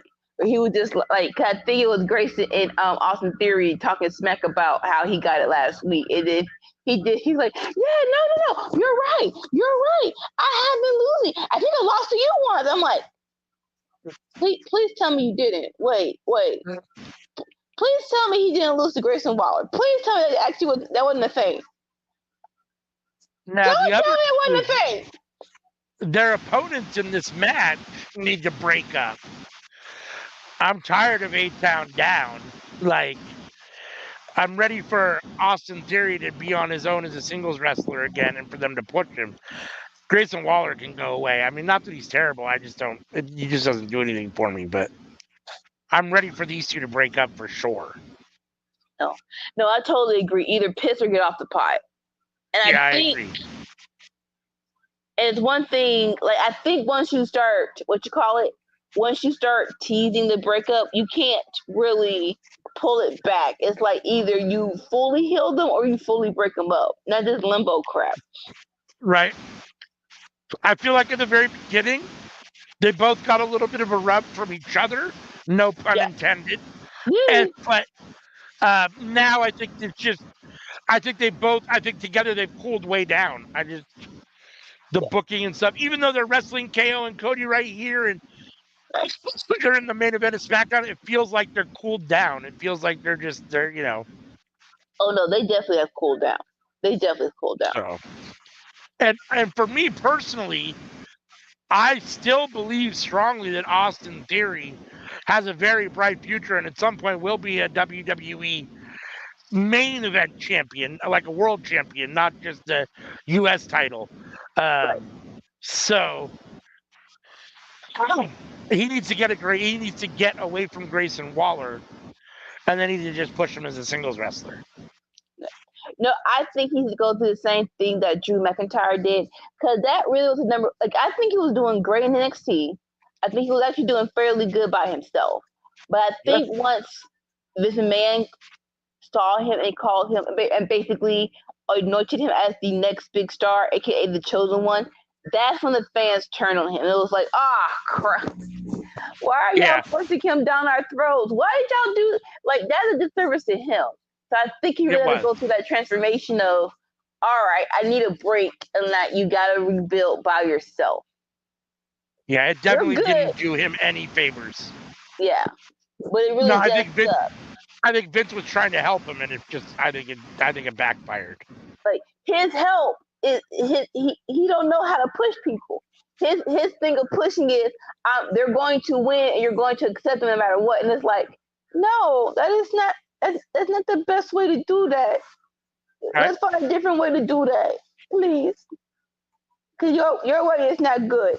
Your way makes them annoying and insufferable. Well, yeah. And then you do something like have him win Money in the Bank, which is great for his career, but then have him have a terrible cash in. Like, it's like, really? Why even like? Okay, let's talk. Wait. Let's talk about it. One moment here.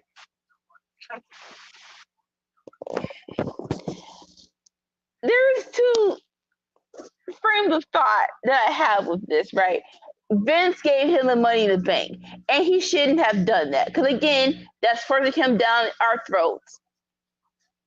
I feel like that was when the year we said that LA Knight should have won it. Tell me if I'm wrong. It was. So I think it was. Maybe it was the year before, actually. But either way. So, like, you totally said no to us and gave it to the opposite person. That's a nick on it. Now, let's fast forward to Triple H to control, I think, the first time. And it really was, I can't fault him for this, but Triple H was basically like, screw everything Vince has done the past, we'll say a year. I'm not going to be here and say every Vince idea sucked. But during the Panorama, that last year in the Panorama, you can tell this old man, I'm not sure what was going through his head, but someone needs to book from him. So basically everything that Vince thought was basically for his benefit and his form of entertainment, Triple H was like, we're throwing it out. So Elias, you're gone. Austin Theory being the winner, you're gone. Now, he didn't have to 100%, what's the word? He didn't have to 100% pull the rug underneath them, aka they could have a worse cash in. But I do understand the whole need of, you know what? Let's just scrap this book because this book sucks. So I feel bad for Austin Theory, but I'm on Triple H's side. Hey, everything you with, I disagree with it too. KO, that Elias rivalry, it was funny, but it was too doggone long. Yes, Austin Theory being champ. That was long as ham fact. No, Austin Theory being Money in the Bank winner. No, that was stupid. What's his name? Madcap Moss. That was just irritating. Yep, get rid of all that. Get rid of all that. All that. No, I understand what you're saying. I mean, in that regard, it does make sense, and at the same time, You could have it is done what it is. I mean, because it's not just the reality is that whether you like it or not, whether you agree with Vince or not, whether you want to change it or not, the WWE is still here in its capacity the way it is after 50 years of doing what it's done and thriving. So like you don't want to shit on Money in the Bank just because you don't like the guy that Vince had win it, which is Yes. kind of what you did. You know what I'm saying? Yes. So Yes. it's Yes. like, how much do you want to shit on the product that brought you to notoriety, that got you to where you are? Like, you might not like Vince, but if it wasn't for Vince, there wouldn't be no fucking Triple H. So, you know what I mean? So Yeah. let's think long and hard about it too. And I'm not defending Vince at all. I'm just saying, like, Me too. But we can all agree that the last year it was a 78-year-old man booking a show and hoping that new people was gonna watch it. no, I mean, I do think there was I think there's a point where he lost touch for sure.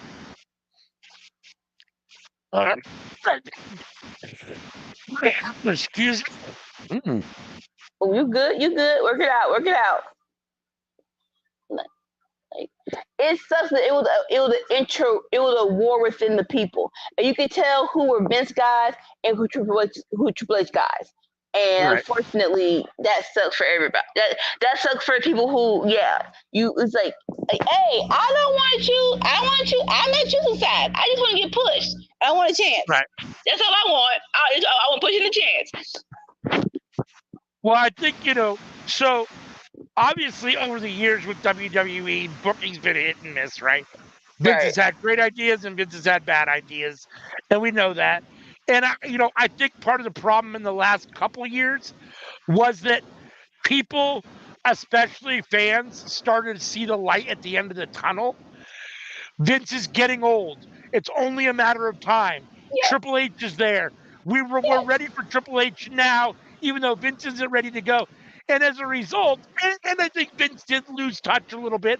I think wrestling has evolved beyond where his mindset is as far as wrestling goes. So I think he's a little behind the curve a little. But I think people were like, no, we're ready for Triple H now, even though Vince wasn't ready for that. And, so I think the last couple of years were definitely very problematic for Vince as far as everyone was hypercritical of everything he did, which is fair. I mean, it's Vince McMahon and I get it, but I think that added to it a lot. So, real quick, side note. KO with the hot tag for a split second. I'm like, KO, please don't jump off this ring apron and don't. I really was like, King, I know I just said it might be cool to turn heel, but I'm like, please don't jump off this ring apron. Please don't do that right now. When Cody tagged him and he jumped down, I thought, oh, wait a second. Right. But then he's outside taking out Austin Theory and Grayson Waller at ringside, or outside the ring. So taking a cannonball to Austin Theory on the outside, got Grayson Waller in the ring. Running trying wild. to finish it here. Cannonball on Waller in the corner. KO up to the top rope. Trying to finish it here. Swanton. 1, 2. Austin Theory breaking up the pin at 2.5. Austin Theory trying to take out Cody Rhodes. Cody Rhodes, Austin Theory, crossroads. No, get out. Austin Theory is up. It started buffering, so I didn't see it. I don't know what's happening now. So, I can rephrase for a little bit. Austin Theory did here we go. Yeah. Powerbomb from KO. 1, 2, 3. KO gets the pin on Grayson Waller Yay! with the pop-up powerbomb. KO standing tall with Cody Rhodes in the middle of the ring. Personally, as a Austin Theory fan, I'm very glad that Grayson Waller was the one that took the pin. Yes, yes. I mean, they both take the L, but at least he didn't take the pin, so. Right.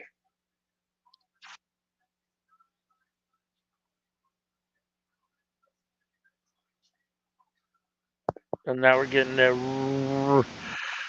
replay of the ending of the match. Cody Rhodes hitting the crossroads on Austin Theory, and then the big pop-up powerbomb from KO to get the pin. Like that is your move, sir. Hey, you do a very nice stunner, but the pop up, that's your move, KO. Pop it up, bam. Yeah, I'm not gonna lie. Like I was always disappointed in the stunner. It never really looked like it was that impressive of a move to me. Like it really hurt that much. Like the arcade, like the cutter, I can see kind of hurt, but the stunner, like just their chin on your shoulder, like it just, I don't know. The power bomb looks like it hurts way more. Oh no, most definitely. And it's crazy because it was a video on YouTube. They asked me to rest. This is what WWE. What's the hardest move you taken? It was basically either some form of power bomb or choke slam. It's like they're like Tahana, like for the female, they're like Riptide, Tahana bomb, choke slam, and then the men is like power bomb, choke slam, choke slam. That and match I get it. too. Sorry, CM Punk, Drew strap match at Back in Berlin as well. They just announced that on Monday. Yep. All right. Cool. So, all right. So I think that's 4. They're giving us a rundown right now. So I think there was 5 matches. So it is 5 because put it down, KO. Yep. They stop. They so stupid. So I've got the whatchamacallit on my TV, the captions, and it keeps saying Randy Orton KO, but I don't know where's Randy Orton. Did his music hit? No. It did it. It did it. Okay. So now they're hugging in the ring. He definitely didn't turn on him tonight. So, but how he just did that was no. You could have done it way better. Why did you give him your belt like that? Why is you charging at me that fast to give me the belt, sir? Sir, I think you're playing mind games with me. I don't like it. Now we're gonna switch over to AEW Rampage.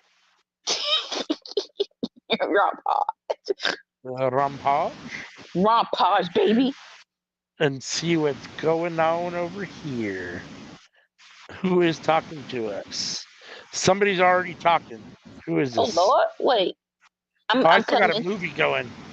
They always do that. It's like, sir, ma'am, whoever runs TNT, I know what you call it.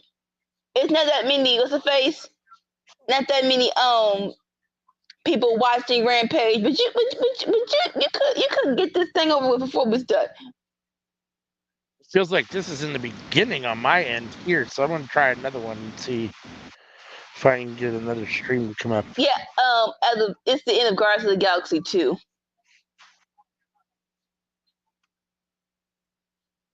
Rest in peace, Stan Lee. Rest in peace, Stan Lee.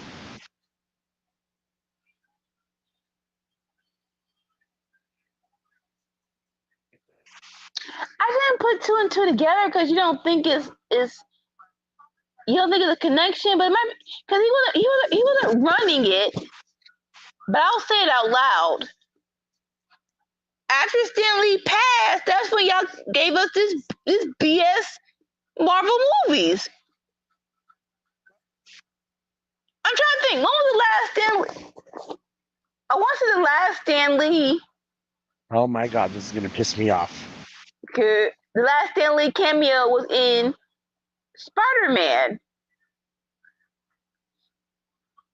I believe that sounds right, yeah. And it really is like You think you would want you think you want to honor the man's legacy and not do bull crap movies. Bam, bam, bam, bam, bam. Sorry. All right. All right, I got Rampage now. The conglomeration. I just have pictures of the fans, so I haven't seen Oh, I'm a them split boys. Mark bam, Briscoe. bam. The conglomeration. It makes sense. They filmed everything the same day. This is the setup for Collision, the new ramp and stuff. I don't hate it. I don't hate it at all. I don't hate it. I like these guys so much better when OC isn't with them. Shut up. He's not that bad. He's not.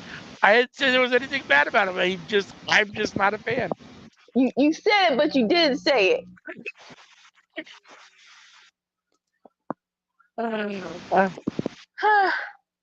right, the conglomeration going against Johnny Wrestling, someone in blue and red tights, and I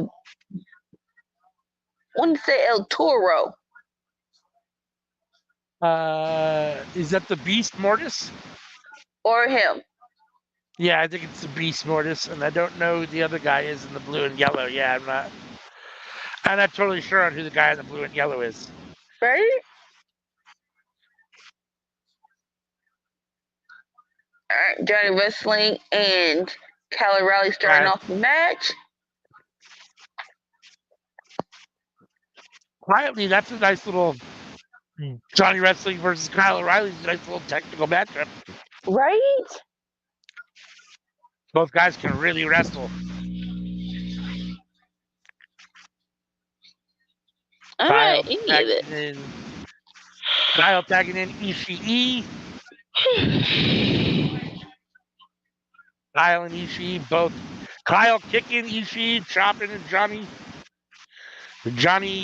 Wrestling. Taking it off. Johnny AEW. Johnny Wrestling. I think I definitely was the Pyro. I think the last one was Johnny TV, maybe. Yeah, that sounds right. I think. Ishii with Johnny making the tag to the Beast Mortis. Is that Brian Cage? It might be Brian Cage, but he looks so much smaller. It almost looks like Brian Cage, but then I'm not sure. I can't tell for sure. If it is, he lost a whole lot of muscle and weight.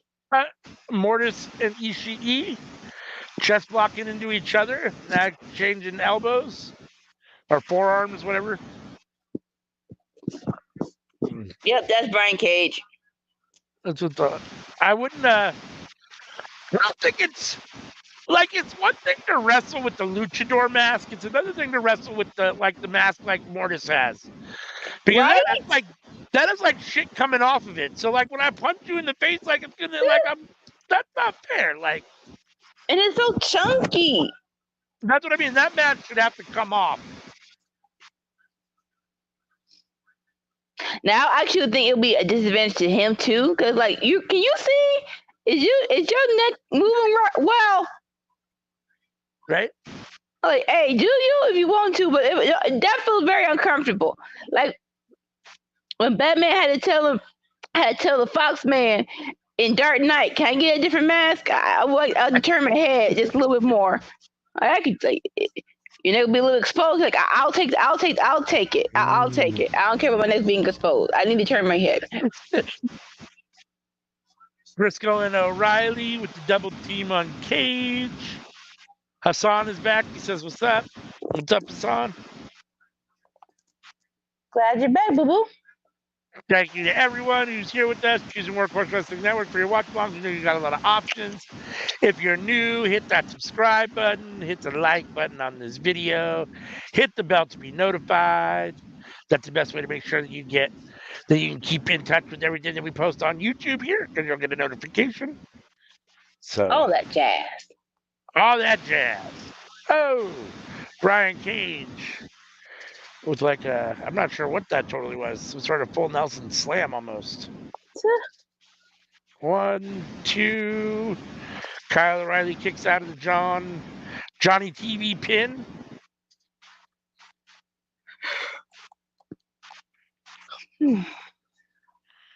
Hassan says he likes your hair tonight. Thank you, darling. It's going to stay the same for the end of the month. I'm lazy. I don't do new stuff. I mean, I never understood people that are changing their hair every couple weeks. Anyhow, that's doing too much. It's like, man, I can't even get it together to get my hair cut that often, let alone actually change a style or do something crazy. Like now I'll take it too far where I'm doing my hair in the car while going to work. That's like I should do better than that. But yeah, once it's in the braids or something, it's over. I was saying, like, I don't know if it's wigs always or not, but there are some women that change their hairstyle. It seems like very often, much too often to actually be doing it to their real hair. But you never know, I guess. No, like definitely wigs are easier way to do it. Sometimes weave it up too. Yeah. Because some people are just restless. They're like, I just want something different. And I would say do that instead of just cutting your hair, dyeing it every 2 weeks, because that's just crazy. Yeah, and it's not good for your hair to dye it that often, right? If I'm not mistaken. I mean, I don't know, but as I understand it, it's not good for your hair to be dyed over and over and over again. Like, yeah. Oh no, my former hairdresser, she was great, but she just got booked up. But I'm not. Again, I had to book her in advance. It's like your prices are not booking advance things. Like your prices are. I just got paid, and let me go now. But yeah, this was years ago. I wanted to go red, and she was like, "Your hair is not healthy enough. I'm gonna twist it up." It was only a month and a half, and she was like, "All right, we can do it now." But it was still like, oh, dang, okay, I'll trust you. I'll be right I'm back. glad you said that. Thank you. You're good. I'll be right back. One Usually, cool. Usually they'll just do something to your hair and then just won't worry about how the health of it is later. Oh, pup. Right. If you did not know, we're picture in picture. Let's see what's going on. Johnny Wrestling's in the ring with Kyle O'Reilly. He's in control with the neck lock. Oh, that was a fast behind picture in picture. All right, we're back in full swing. All right, let's go.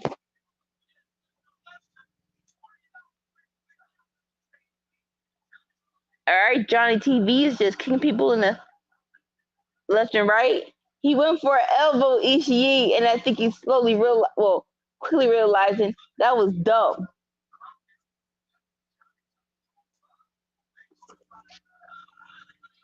All right, Kyle O'Reilly took advantage. Leg sweep. Let's go, Ishii.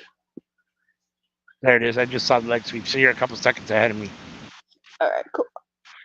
All right, I got O'Reilly about to make the tag. Ishii in the ring. Brian Cage. Oh no, Mortis in the ring. I thought he tagged Brian Cage, but I guess he tagged Mortis. All right. The camera shot looked like he tagged Brian Cage, but now Cage is in the ring with Mortis and Ishii. Ishii fighting them both off.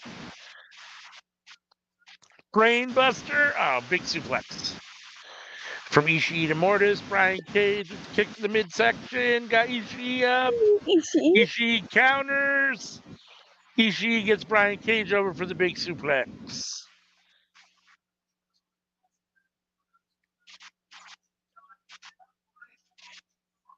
Ishii standing tall in the middle of the ring. Johnny TV talking some shit, and Ishii give him a right hand. Brian Cage took advantage though. Big German suplex from Brian Cage to Ishii.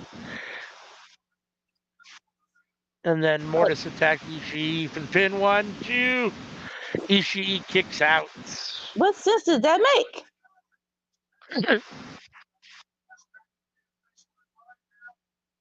Brian Cage and Mortis in the ring on Ishii. Johnny TV going up to the top. Woo! Ishii fighting his way out. Oh, Mortis and Brian Cage with clotheslines to each other. Johnny Morrison off the top rope. Ishii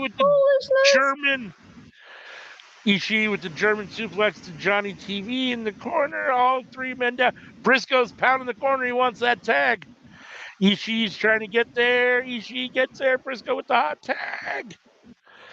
Ducks Morrison's punch. Attacks Brian Cage. Attacks Morrison. Johnny TV. Brian Cage. Mark Briscoe going crazy on both guys.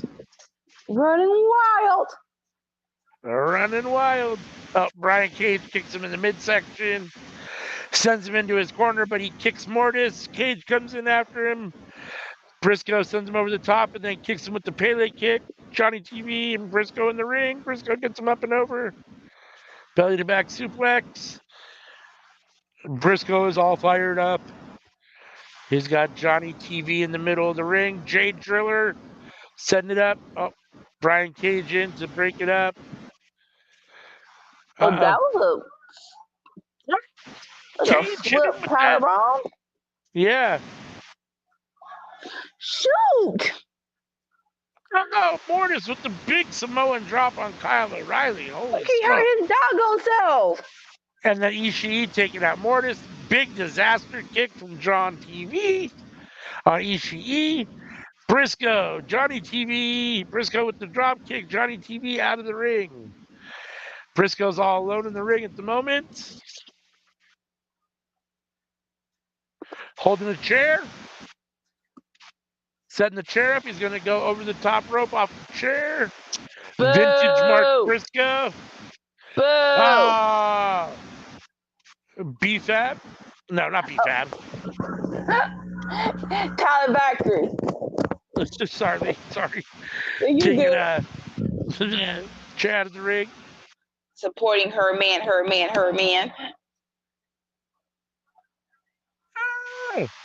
Johnny TV through the middle rope. Mortis through the middle rope, taking out Ishii and Kyle O'Reilly. There's bodies everywhere. Woo! Please catch him. The floor. Mark Briscoe over the top. Oh, landing right on Johnny TV. Let the bodies hit the floor. Let the bodies hit the floor. That's probably one of my favorite entrances. for yeah. I want to say it was Smackdown or yeah. That was probably one of the best. I don't remember which one it was, but yeah. I feel like it was Smackdown. Briscoe and Johnny TV up on the top rope. Briscoe, Johnny TV's off the rope. Briscoe in with the drop kick onto, I don't even know who he kicked, but. I don't know. I feel like he missed though. The high-low with Ishii and Kyle O'Reilly on Johnny TV. Let's go. And Kyle O'Reilly into the armbar. Johnny TV gonna tap. Johnny TV taps out. Let's go. So your winners of this match is the conglomeration. The conglomeration. Mark Briscoe, Kyle O'Reilly, and Tomohiro Ishii. That was a fun match. It was. I think it never hurts to start with a multi-man match. It never. Nope. Especially not when all the guys involved are really good. That part. Most of that match felt like it was in like almost probably in third gear. I mean, a lot of it was very high paced. The action was good. Oh yeah. Lots of good spots. Lots of good back and forth action. I enjoyed that. I like that fact. I like the conglomeration. The conglomeration. Them boys. The name could always be better, but it's not terrible. It's definitely not any of the worst names I've heard in wrestling, but could always be better. Right. Now you got the Undisputed Kingdom backstage, Roderick Strong. Watching the action going on here. We weren't listening, but I think definitely Roger was on commentary. Oh, okay. That's why I had the headset on. Okay. Yeah. And now he is here with Bennett and Taven. Getting ready. Apparently, it looks like Roderick Strong has a match right now. From Tampa, Florida. Interesting. Roderick Strong from Tampa, Florida, or the guy that he's wrestling? It's Roderick Strong. I'm like, okay, did he live there or is he actually born there? You know what I'm saying? Right.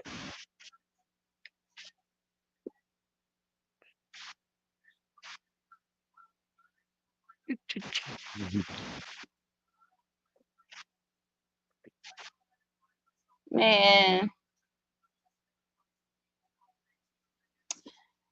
What would have been if Adam Cole wasn't getting hurt? Right. I think we all had high hopes for the United Undisputed Empire. What's up, Fuego?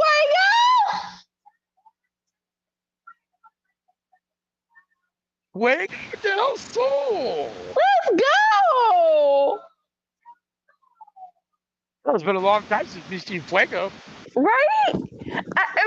I want not a documentary, but maybe an all access episode. What happened to all the pandemic wrestlers? Cause I feel like they definitely cut their roster in half. And I get you can't keep everybody, but gone it. Some people was like, where the freak did they go?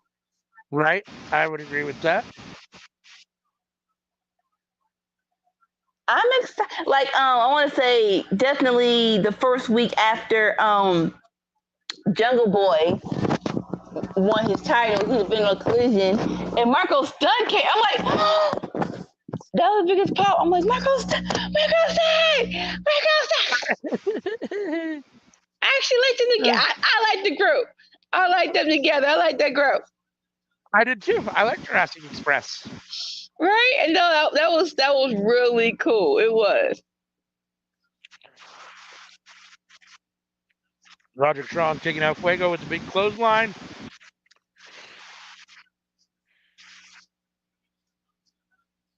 Roderick Strong with the backbreaker. Why he's so aggressive? Right. You don't throw him around like that. Big old belly back suplex. Back body drop. Not back body drop. I think it was. I'm not sure. Chest.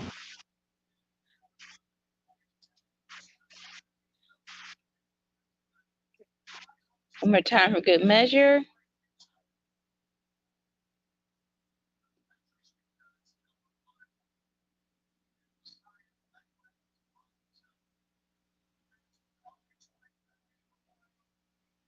Let's go, Fuego. Let's go, Fuego. Okay, so now Kyle O'Reilly is commentating on Roderick Strong's match. Roderick Strong's match. Strong got Fuego up. Trying to submit him here. Oh, Fuego counter, sunset flip. 1, 2. Roderick Strong kicks out. Roderick Strong with a huge knee to the midsection. Stopping Fuego's momentum. Oh, big right elbow. Fuego falls in the corner. Strong follows him in. Fuego gets his leg up. Big insecurity from Fuego. Fuego trying for the Hurricane Rana, rolls him up. 1, 2. Roderick Strong kicks out. Thrust kick, front kick, thrust kick. Fuego with nice kick combination. Let's go, boo boo. A little sliced bread, kind of. Yeah. And then a super kick. Fuego up to the top rope. Roderick Strong over there to intercept him, kicks him in the head. Roderick Ew. Strong got him Oh, up, shoot! and it looks like a full Nelson. Oh, Sir, that was damn! unnecessary. He slammed him on the top, like on the top turnbuckle. Yeah, that was nasty. Oh, and then whatever that move is, that finisher move. 1, 2, 3. I think called the Messiah backbreaker, but he just ties the old boy up. He throws him up in the air and then just lets him land on his knees. Like, damn. Got it. Yeah, that move in the corner from the. So Roderick Strong was on the second rope, and he had Fuego in like a full Nelson, and then picked him up and dropped him on his back on the top turnbuckle. It was nasty. Like, it really feels like he literally just tossed him up, and it really is a matter of go with God. You on your own because my knees are up. Yeah. Yeah, the way he does that, someone could get hurt for sure. Yeah. Because when you throw somebody up and basically let go of them and just expect them to land on their knees, like, damn. Sir, I need more than this. All right, that was the end of that match. We're about halfway through Rampage. Wow. Commercial. Right? I'll be right back. All right, sounds good. As usual, if you're here with us, we appreciate you choosing Workhorse Wrestling Network for your watch-alongs. If you're new to the YouTube channel, hit the subscribe button. Hit the like button on this video. It helps a lot. Hit the bell on YouTube to be notified. That's the best way to stay in touch because you'll get a notification every time we go live or every time we're about to put something out, which is fairly often. It's 4 days a week. Let's see. So Sundays we do End of the Square Circle. It's myself and Sammy Joe playing WWE 2K24 at the moment. We're in the middle of a tap or snap tournament. It's a all submission match tournament. The winner gets a shot at the Enter the Square Circle world champion, which is currently Sting. So make sure and tune into that. That'll be going on for several weeks on Sundays. So tune in for that at 8 a.m. usually on Sunday. That's Pacific, 11 a.m. Eastern. Then on Tuesdays, we are live for the cookout. Actually, we have one more episode of Seeing Stars this Monday, which will be the final episode of Seeing Stars. That's at Monday, 7 a.m. Pacific, 10 a.m. Eastern. So make sure and tune in for that. It will be a celebratory send-off final episode. So, and then Tuesday nights we're here for we are live at 7:30 p.m. Pacific, 10:30 Eastern for the cookout, where we all come together and talk about everything that's cooking up in the world of professional wrestling. Then on Friday nights, we are here, as you are here with us now, for Friday Night Fights, where it's usually Sammy, Joe, and Anika watching Smackdown and Rampage live, giving you their live reactions and opinions in real time. Then Saturday mornings, it's myself and Anika and Sammy Joe reviewing Raw, Raw, NXT, and Dynamite from the week before, and picking our favorite show of the week. And that is Winner's Circle. That's every Saturday morning at 7 a.m. Pacific, 10 a.m. Eastern. And then usually, and I believe starting September, we should be back to our Saturday Night Is All Right AEW Collision Watchalong, where we watch AEW Collision live and give you our live real-time opinions and reactions to the show. So lots of stuff. We also post a lot of polls on YouTube, so you can go there, check out, and ask who you guys think is going to win a match or whatever. Right now, there's a couple polls up for who's going to win at Bash of Berlin. We will also, sometime in September, I don't know if it'll be the 1st September, but sometime in September, we will be doing a retro watch-along. We're going to watch. Ultimately, I think the goal would be to watch all 4 seasons of Lucha Underground. That's quite a bit because I want to say I don't know how many episodes there are per season, but there's several episodes obviously per season. I think it's in the double digits, at least 10. So But we are going to do some retro watch-alongs and watch some Lucha Underground, so make sure and stay tuned for that. And again, the best way to make sure that you know when that's happening is to hit the bell on YouTube so you get notified. The other way that you can always communicate with us or stay in touch with us is to, let's see, I'll put it up here in just a minute. You can scan this QR code with the horsey in it, and that will take you to Linktree, which will take you to all of our social medias. Shows you how to interact with us on places like Facebook, Twitch, Twitter, Instagram, all of those places. So we are on all of those social media platforms. So again, here I'll leave it up for another 5 seconds or so you can scan that QR code. And then we are back from commercials. So let's see. We have, is that Mina Shirakawa? It is. So we have Mina Shirakawa coming down to the ring. She was heavily involved in the Mariah May, Tony Storm stuff for a minute, and then it felt like I don't know if she had to go away for a minute or not, but it felt like she took a back seat. All of a sudden she was gone, and now here she is back, not involved in that triangle anymore, not in the triangle, I guess, that feud anymore, but now she's here. Looks like going to have a match here on Rampage. So looking forward to it. Mina's a very good wrestler, so depending on who she's scheduled to wrestle, it should be good. Oh, it's the Renegade Twins, Robin and Charlotte. So which one do we get? Is it Robin or is it Charlotte? Do we know? It's one of them. It is Robin Renegade tonight.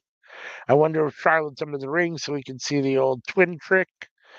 Either way, we're going to get Robin Renegade versus Mina Shirakawa getting ready to get underway here in just a second on Rampage.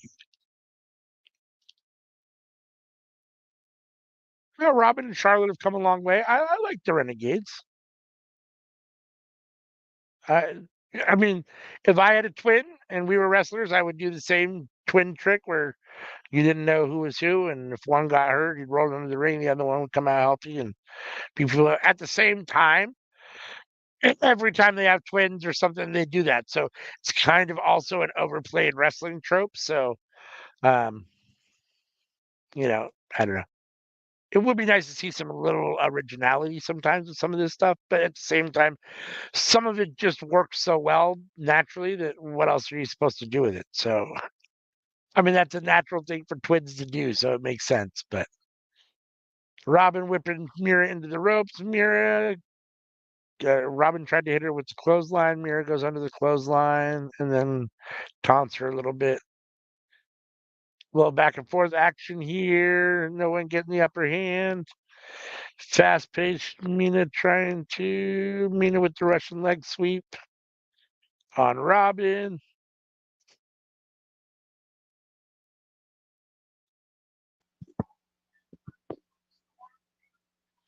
Mina doing a little hip swivel. And then dropping the elbow on Robin's right leg. Right leg, sorry. I don't say weird, but I don't know. I feel like I'll say that. I feel like we should have had more Mina in this Mariah and Tony Storm feud. Not an overly a lot, but maybe like two. Like maybe they had the backstage interview. Maybe like one more, and then that'll be it, right? Well, it felt kind of weird to me. Was just like it felt like she was heavily involved for like 2 or 3 weeks, and then all of a sudden wasn't involved at all. It was like, oh, okay, it doesn't have to be feast or famine. You know what I mean? Like that's right, weird. Yeah. Like no, like yeah. I think I wonder if they decided that it just wasn't working right, and so they just stopped doing it. I mean, I don't know what it was, but they stopped for some reason. Yeah.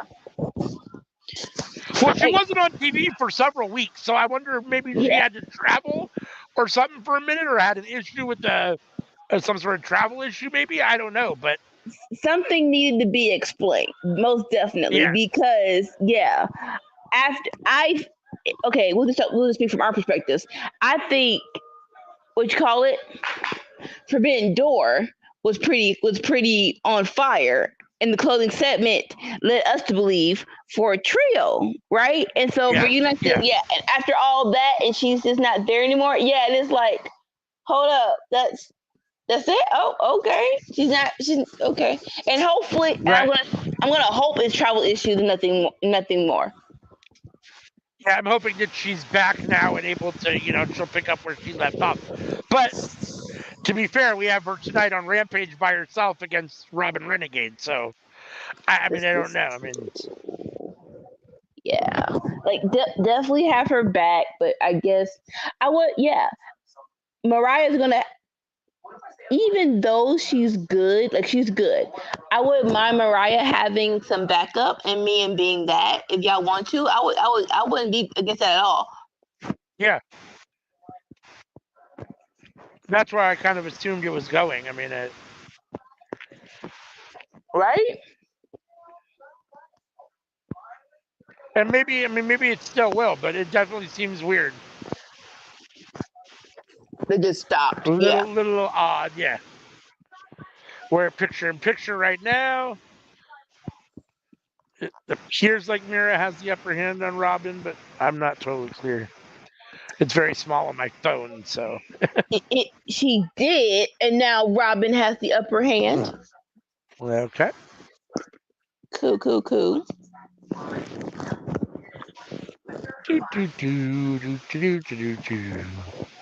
Commercial break. Yeah, I'm still in picture. Looks like Mina fighting back. Mina tries to go into the corner. Robin gets out of the way, counters. Robin back in. I don't know. Lungbuster, I guess. Backbreaker. That's. Geez, yeah, I guess it's a lungbuster. When the guys, when you have their back facing your front and you pull them down and you put your knees up into their back, isn't that like a lungbuster? You pull them back. More so, backstabber. Yeah. Okay, there you go. That sounds right. That's the term I couldn't think of. I was drawing a blank on backstabber. No, you're good. No.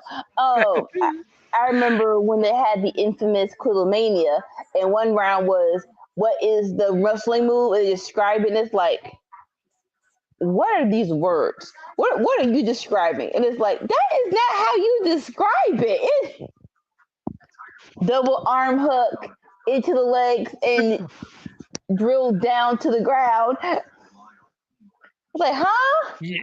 Trying to describe moves is extremely hard. Yes. Especially like what's the difference between even though I think there's a difference, but describing it, you can't tell me a Crossroads and a Sister Abigail ain't the same thing. Okay. Right? Exactly.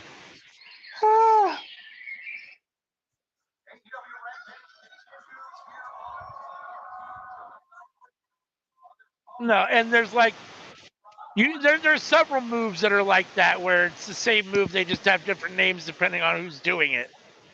Right. They've each given it their own name. I mean,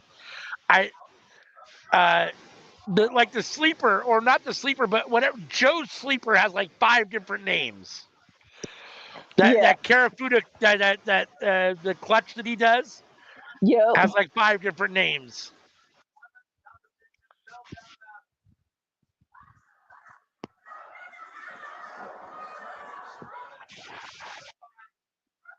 Back from picture in picture. Yep. Mina's in control. It is funny though how some moves always retain their name and some don't. Like no one's ever changed the name of the figure 4 leg lock and called it something else. But like, I think when you get to the status of being like, there is no. I think you can change the name if there's a variation of it, right? There's no variation of the figure 4 you can do to make it better. Charlotte does the figure 8, but that sounds, no offense, dumb. It's like it's a figure 4, but you're standing up. Like actually, how you're doing it, it's like you're doing more on your body than you're doing on the legs. I could be wrong, but that's what it feels like. Speaking of figure 4, not a great segue. Mina has a figure 4/figure 8 locked in on Robin Renegade. Oh, made her tap out with basically the figure 8. Mina bridged up and Robin tapped out. So Mina for the win. I guess that makes sense. I mean, like, I think of the Scorpion Deathlock as basically the sharpshooter. Right. And now, okay, and with that, I guess if you call it, if you have a name fitting your character, then sure. Right.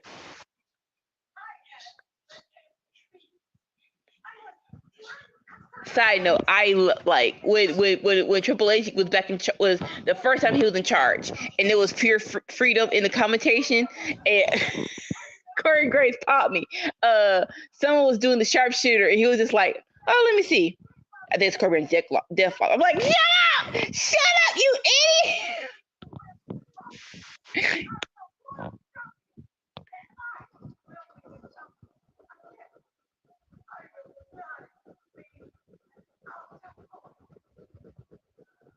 We won't let you be.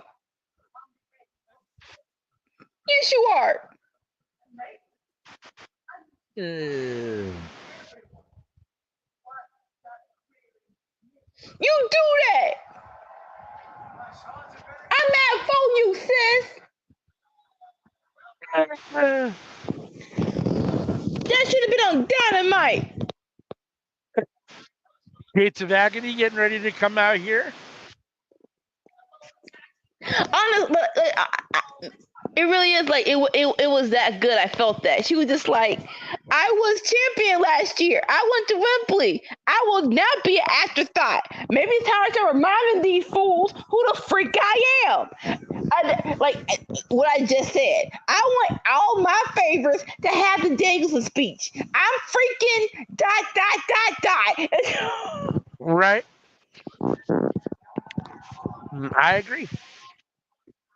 I agree. Like Bishop Khan, Toa Leone, Gates of Agony, coming down to beat up on 2 people I've never seen before. 3 people. Oh, it's Iron Savages. I'm sorry. Iron Savages. Formerly Bear Country, right? No, former Bear Country. But you know what? The dude that shades threw me off too. I'm like, who's this dude looking like the redhead dude?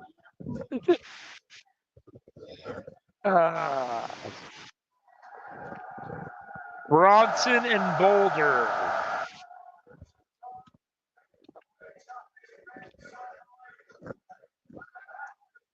It's not very often that the Gates of Agony are the smaller guys. Right. But they are here.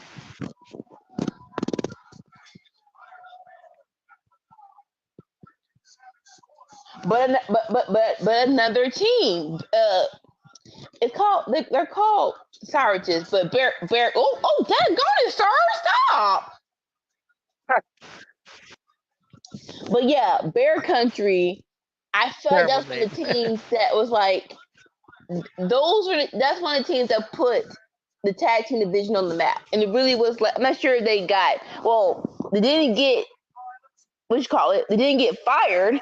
They just stopped using them, and I was just like, come on, why not? Yeah, Iron Savages is much better than Bear Country. It as a name, yes, it is. It is. When it comes to wrestling, I mean, for sure. Yeah. No, I remember the first time I seen them as Bear Savages, and they were going against the Acclaim, and it was just like, what? You look familiar, but what you're doing right now is throwing me completely off. What is going on? I'm not sure if I like it. Let me see more of this match to determine. It really was crazy. That's hilarious. These guys are just clubbing each other right now. Leona, and I don't know if that's Bronson or Boulder, Ooh. but Gates of agony. so missing the spinning clothesline. Big chest to chest, both big men pushing each other back. Oh, big clothesline from the guy from Iron Savages. Up. No selling it. No sell from Toleona. Oh, and then the Samoan drop. Just pop back up like on a bouncy house. Eh. Oh, big back body drop to the other guy from Iron Savages. Toleona tags Bishop Khan. Oh, Bishop Khan with the drop kick off the back of Toleona. Ooh. Ooh. Oh, hip attack Toleona. Big double knees from Bishop Khan. Iron Savages look like they might be in trouble here. Setting them up for their finisher. They are. Them 1, 2, and 3. Stop As crawling at me. Oh my god. Gates of Agony pick up the win. You got it. You won. Stop.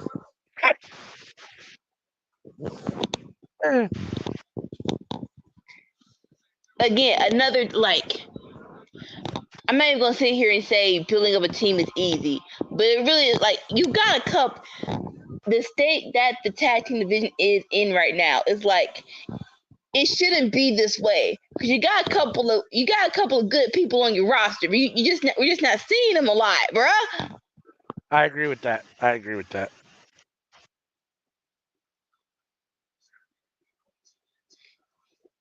There are good people on the roster that we're not seeing enough of for sure. Like more so the Gates of Agony is like y'all with Swerve. Why was this not a bigger rub? You know, like yeah. I'm still mad with the AR Fox thing. I'm like y'all did not have to bring. Okay, I get it. If he should have told you about travel plans before Wembley last year, yes, that on him. But that don't mean you just break the team up because I was all for him being in the Mogul Embassy. I think that I'm mad at that. I'll just say that I'm mad at that. Oh, I agree. I agree. I'm a huge AR Fox fan, so I definitely because after that, I mean, he basically went away, and now you barely see him at all. I mean, he's back. I think he was injured for a minute, maybe, but maybe that was some of it. And he's back, and now, I mean, I saw him on TV a couple weeks ago, but that's it. I mean, you don't really see he was gone for a minute, and so yeah, I don't know. I mean, I was hoping that they might keep that faction together longer. At the same time, I mean, I don't know. It's tough when you have one guy that's really breaking out, right? I mean, Swerve was, and everyone else was like, kind of not. I mean, Gates of Agony are what they are. Brian Cage is what he is. You know what I mean? So it's like, I don't know. It can be a little tough. So yeah, I get it, but it is unfortunate, especially for AR Fox, that he didn't get more of a rub, or that he wasn't allowed to be more. That storyline wasn't allowed to evolve more. Let's put it that way. Yes. Like honestly, this is my fancy booking when they were officially breaking up Gates and Agony with Swerve. I'm like, well, he needs to get his look back. He needs help. So why did we not call AR Fox to beat these dudes up? It was right there. Like, why not? You know? Yeah. No, I agree. I don't know. Yeah, I mean, I don't know. I'm not sure what the whole issue is with AR Fox, but there, it's unfortunate, and it's one of those things, and I don't know any of these people behind in real life at all. I know nothing, but it feels like when you have a guy like an AR Fox who's been wrestling for 20 years and never really had what I would call a breakout besides that little tiny stint really in AEW recently. Like there's ultimately some reason for that somewhere. And it's not a talent thing. because he's super talented. So it's got to be something else. Either he doesn't work well with others, he doesn't do well with authority, he doesn't want to do X, Y, Z. Maybe it's a personal choice. Maybe it's nothing negative in any way, shape, or form. But it's something. There's something there that's a disconnect, right? So I guess. which is unfortunate. I mean, Yeah. maybe he just enjoys coaching more. I mean, because that's what he does. He trains a lot and coaches a lot of guys. I know that. Right. Maybe he just enjoys doing that. I mean, but what do they always say, right? Those who can't do, teach. And I don't feel that way about him. Like when you watch him, Yeah. it seems like there's no reason why he shouldn't be a superstar somewhere. Like, yeah, most definitely. And we've seen him. He can do more than you. Like, he should not be a teacher, right? It's like, it reminds me of the Dennis Quaid movie where he was the freaking rookie baseball movie. It's like, he still got an arm. Why not? Even if it is for maybe 3 years. Right? Yeah, no, it's definitely weird. Marshall Von Erich. The Von Erich coming out with Dustin Rhodes. Okay. Okay. All right. Let's have a conversation. Yes. How do you feel about them giving Dustin Rhodes the ROH trios titles and the tag team titles? I feel so. They reported that the ROH deal is done and they're keeping it. You couldn't have told me that, because no offense to Dustin Rhodes, but for real though,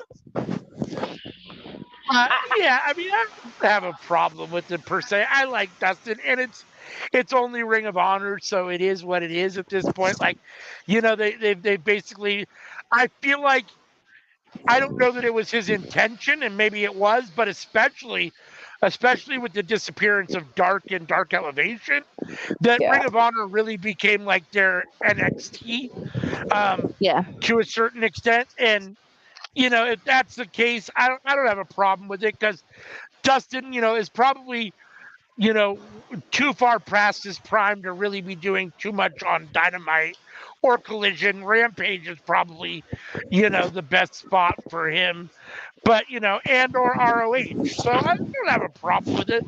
I think it gives these guys a little bit of a rub for being with Dustin. The Von Erichs, that whole kind of connection there gives them a little bit of a rub. So I mean, it is what it is. But you're right. I mean, it's a little odd. So I'm actually not mad at the Von Erichs and Dustin being trios. Like you said, I think that will help the Von Erichs, and I'm cool with that. It's more so him and Sammy winning the tag team. I'm like, y'all don't have nothing. Y'all ain't got nothing. No one else could win these tag team titles. They were on Undisputed Kingdom. Like, I know that it wasn't the hot storyline for, circumstances that are beyond our control. But no, I think someone else should have beaten them for those titles. I mean, I agree. Unfortunately, we see Tony Khan doesn't, it feels like there's times where he cares about Ring of Honor and other times where he doesn't. So it's like moments where the booking's good and a lot of times the booking is bad and the decisions are terrible because he probably isn't ultimately caring at that point, so. Yeah. But yeah, you're right. I mean, it's definitely weird. I just had to get like, I gave this old man both. I'm cool with one because you gave Billy Gunn one, so I'm cool with you gave him both. Sure. So now we got the Von Erichs versus the Outrunners. So talking about it, right? Hopefully, use your words, nigga. Like I have brain farts. I had to think things through, but just say it. This group and the M&M collection, I love both of them. The Outrunners, the Outrunners or Outliers? Runners.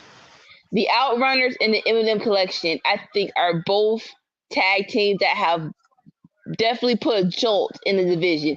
Yes, they're technically on ROH, but they do some collision tapings, and I am like, so far, I am thoroughly entertained, and hopefully we'll see them more in Dynamite as I guess months go by, and you need more. You definitely need more teams. No offense, you need more teams. Yeah, like you can't keep these guys on Ring of Honor.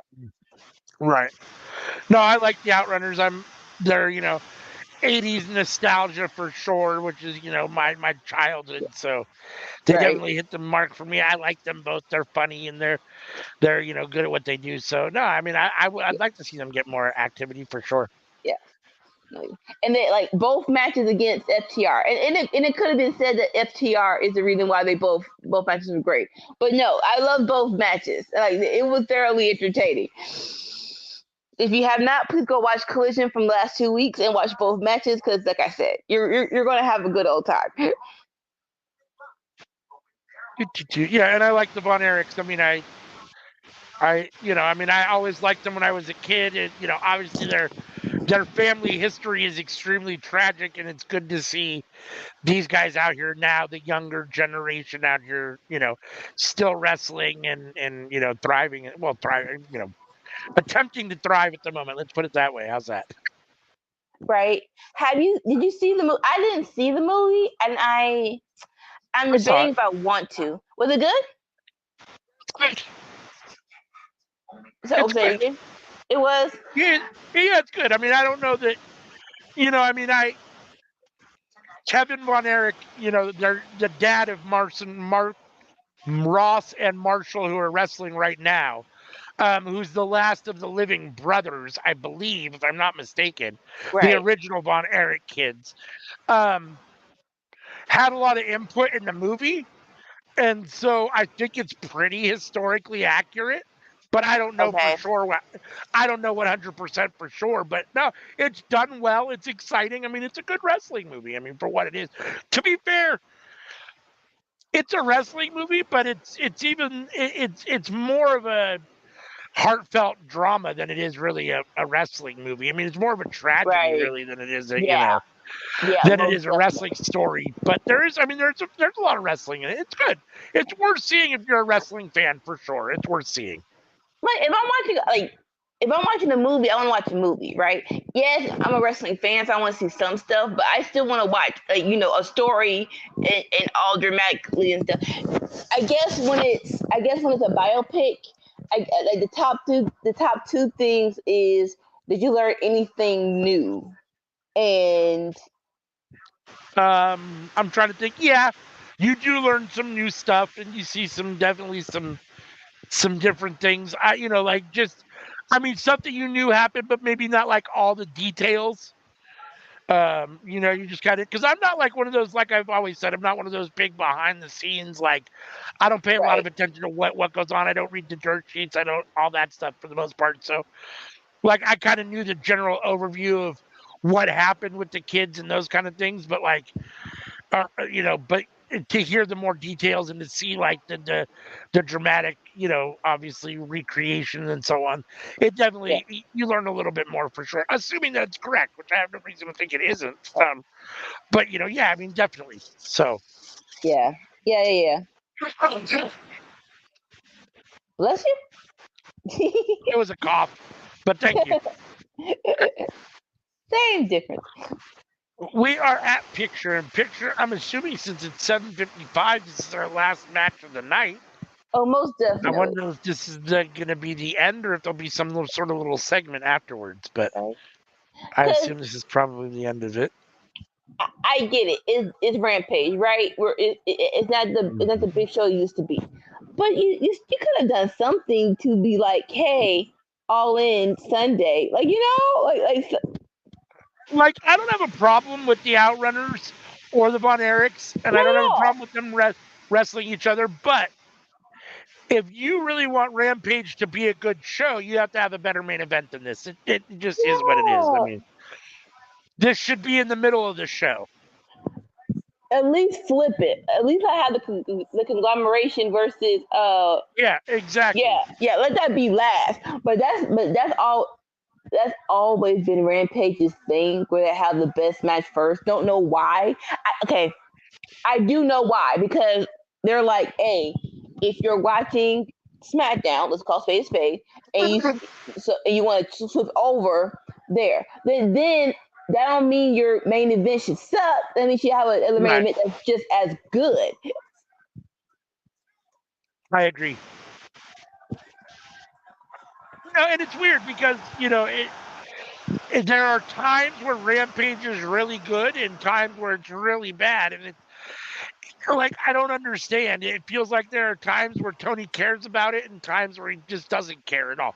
Now it's almost always at a disadvantage because it's pre-recorded. So anytime you can get online and find out what happens, you're always going to get less people. If it was live every week, it would be a bigger draw. But even without being live, like you have had really solid rampages where you've had really good matches over the year, and then you've had some really, really bad ones. And I understand it's not always going to be, on an upward trajectory. Not everything's always going to hit, but like some of the contrast is really glaring, and it's like, how can it be that good and that bad at different times? Like, it seems odd to me how it gets that dramatic shift, but it definitely bees that way.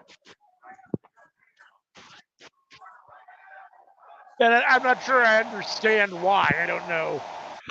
Other than it feels like sometimes he cares more than others, which is odd. I mean, I don't. And sometimes it really does depend on if he's trying to compete or like.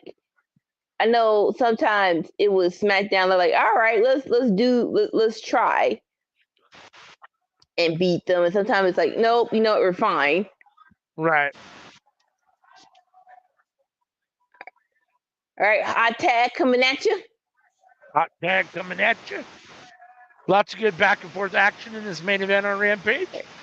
Right. Marshall Von Erich right now, the hot man in the ring, taking out both outrunners. Definitely wrestling a new NWA style right here. Yeah, I can see that. I can understand that. Oh, outrunner dude. I'm not sure if that's Turbo or Magnum, but got his legs up. Big drop kick from Marshall.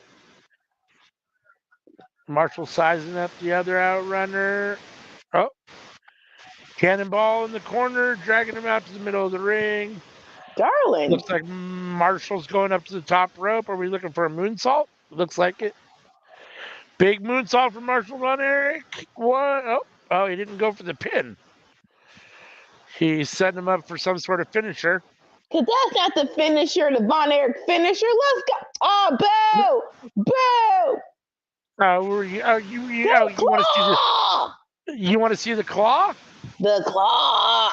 There it is. There's the claw. 1, 2, 3. And the Von Erichs get the win over the Outrunners.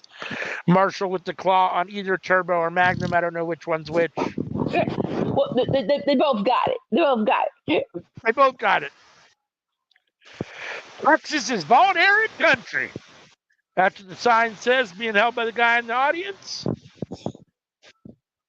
I believe that's the end of this episode of Rampage. It wasn't a bad main event. Oh, here comes the Undisputed Kingdom out to talk shit to the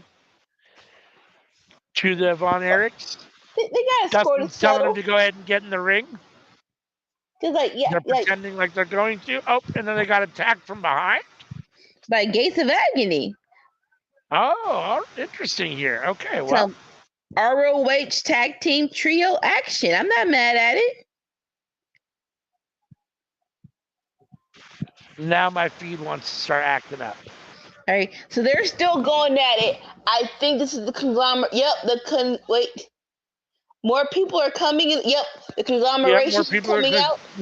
I see that too.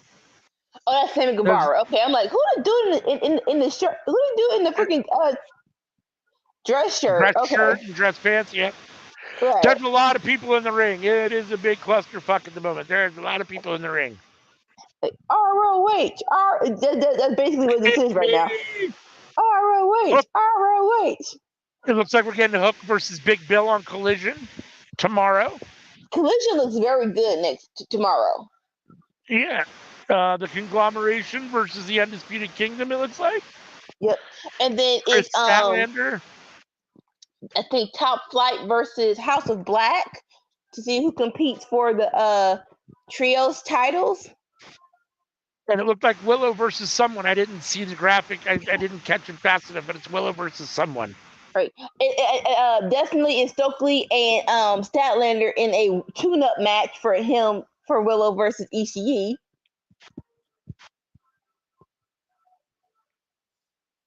So yeah, we're not gonna watch it because life be lifing, but please do. Yes. Thank you very much for joining us here on Friday Night Fight. As I was filling in for Sammy Joe, it was fun to be here with Miss Anika. I do like to come in and do this. I like to watch SmackDown sometimes on Friday night, so it's nice to come in because I don't watch it when I don't do this. So, just because, like Anika likes to say, life be lifing. So, when I'm not doing this, I am spending time with the family. But like I said earlier, let's go ahead and do a little house cleaning, as Dolores says. We'll put the little horsey up. So if you scan that QR code, that will take you to Linktree, which will take you to all of our social medias. You can see where you can catch up with us. We're Twitter, Twitch, Facebook, Instagram, everywhere. There's social media. We are there. So that's the best way to get in touch with us on social media is to scan that QR code. If you're new to YouTube, to the YouTube channel, hit the subscribe button, hit the like button on this video. It helps a lot. Hit the bell to be notified. That's the best way to make sure that you'll get a notification every time we post something on YouTube and or go live. We do have a show Sundays. Enter the Square Circle. Myself and Sammy Joe playing WWE 2K24. That's usually at 8 a.m. Pacific, 11 a.m. Eastern. Then this Monday will be the very last Seeing Stars. And that's at 7 a.m. Pacific, 10 a.m. Eastern. So make sure and tune in for that, the final episode. Sadly, it is the final episode. But then Tuesday nights, ongoing forever, is our flagship show, basically the cookout on Tuesday nights, where we all come together live at 7:30 p.m. Pacific, 10:30 Eastern, and talk about everything that's cooking up in the world of professional wrestling. Then, as you're here with us now on Friday Night Fights, it's usually Sammy, Joe, and Anika watching SmackDown and Rampage, giving you their live opinions and reactions in real time. Then Saturday mornings at 7 a.m. Pacific, just as I'm barely wiping the crust out of my eyes, 10 a.m. Eastern, we have the Winner's Circle, where myself and Anika and Sammy Joe review Raw, NXT, and Dynamite from Monday, Tuesday, and Wednesday of the week before, and give you our pick of a winner between those three shows, hence the name Winner's Circle. So there will not be a Winner's Circle this week because, as Anika likes to say, life be lifing, but we will be back the following week on Saturday, so make sure you're back to that. And every Saturday going forward. And then I believe starting back again in September, hopefully around the first of the month, we should have our Saturday Night is All Right AEW Collision live watch along, where we watch AEW Collision and give you our real-time opinions and reactions to the show. And as always, whatever pay-per-views come along, we will do those as well. So, yeah. Again, thank you for choosing Workhorse Wrestling Network. As always, we appreciate you guys. And unless there's anything else, Anika, we will get out of here. Join us on Sunday afternoon. Peace. Oh, yes. Thank you. Sunday afternoon for All In. Be sure to be here. We will be here for All In for sure. So make sure and tune in for that. Like I said, if you hit the bell to be notified, if you're subscribed, then you will get a notification as to when we're going live. So thanks a lot, and peace. Bye.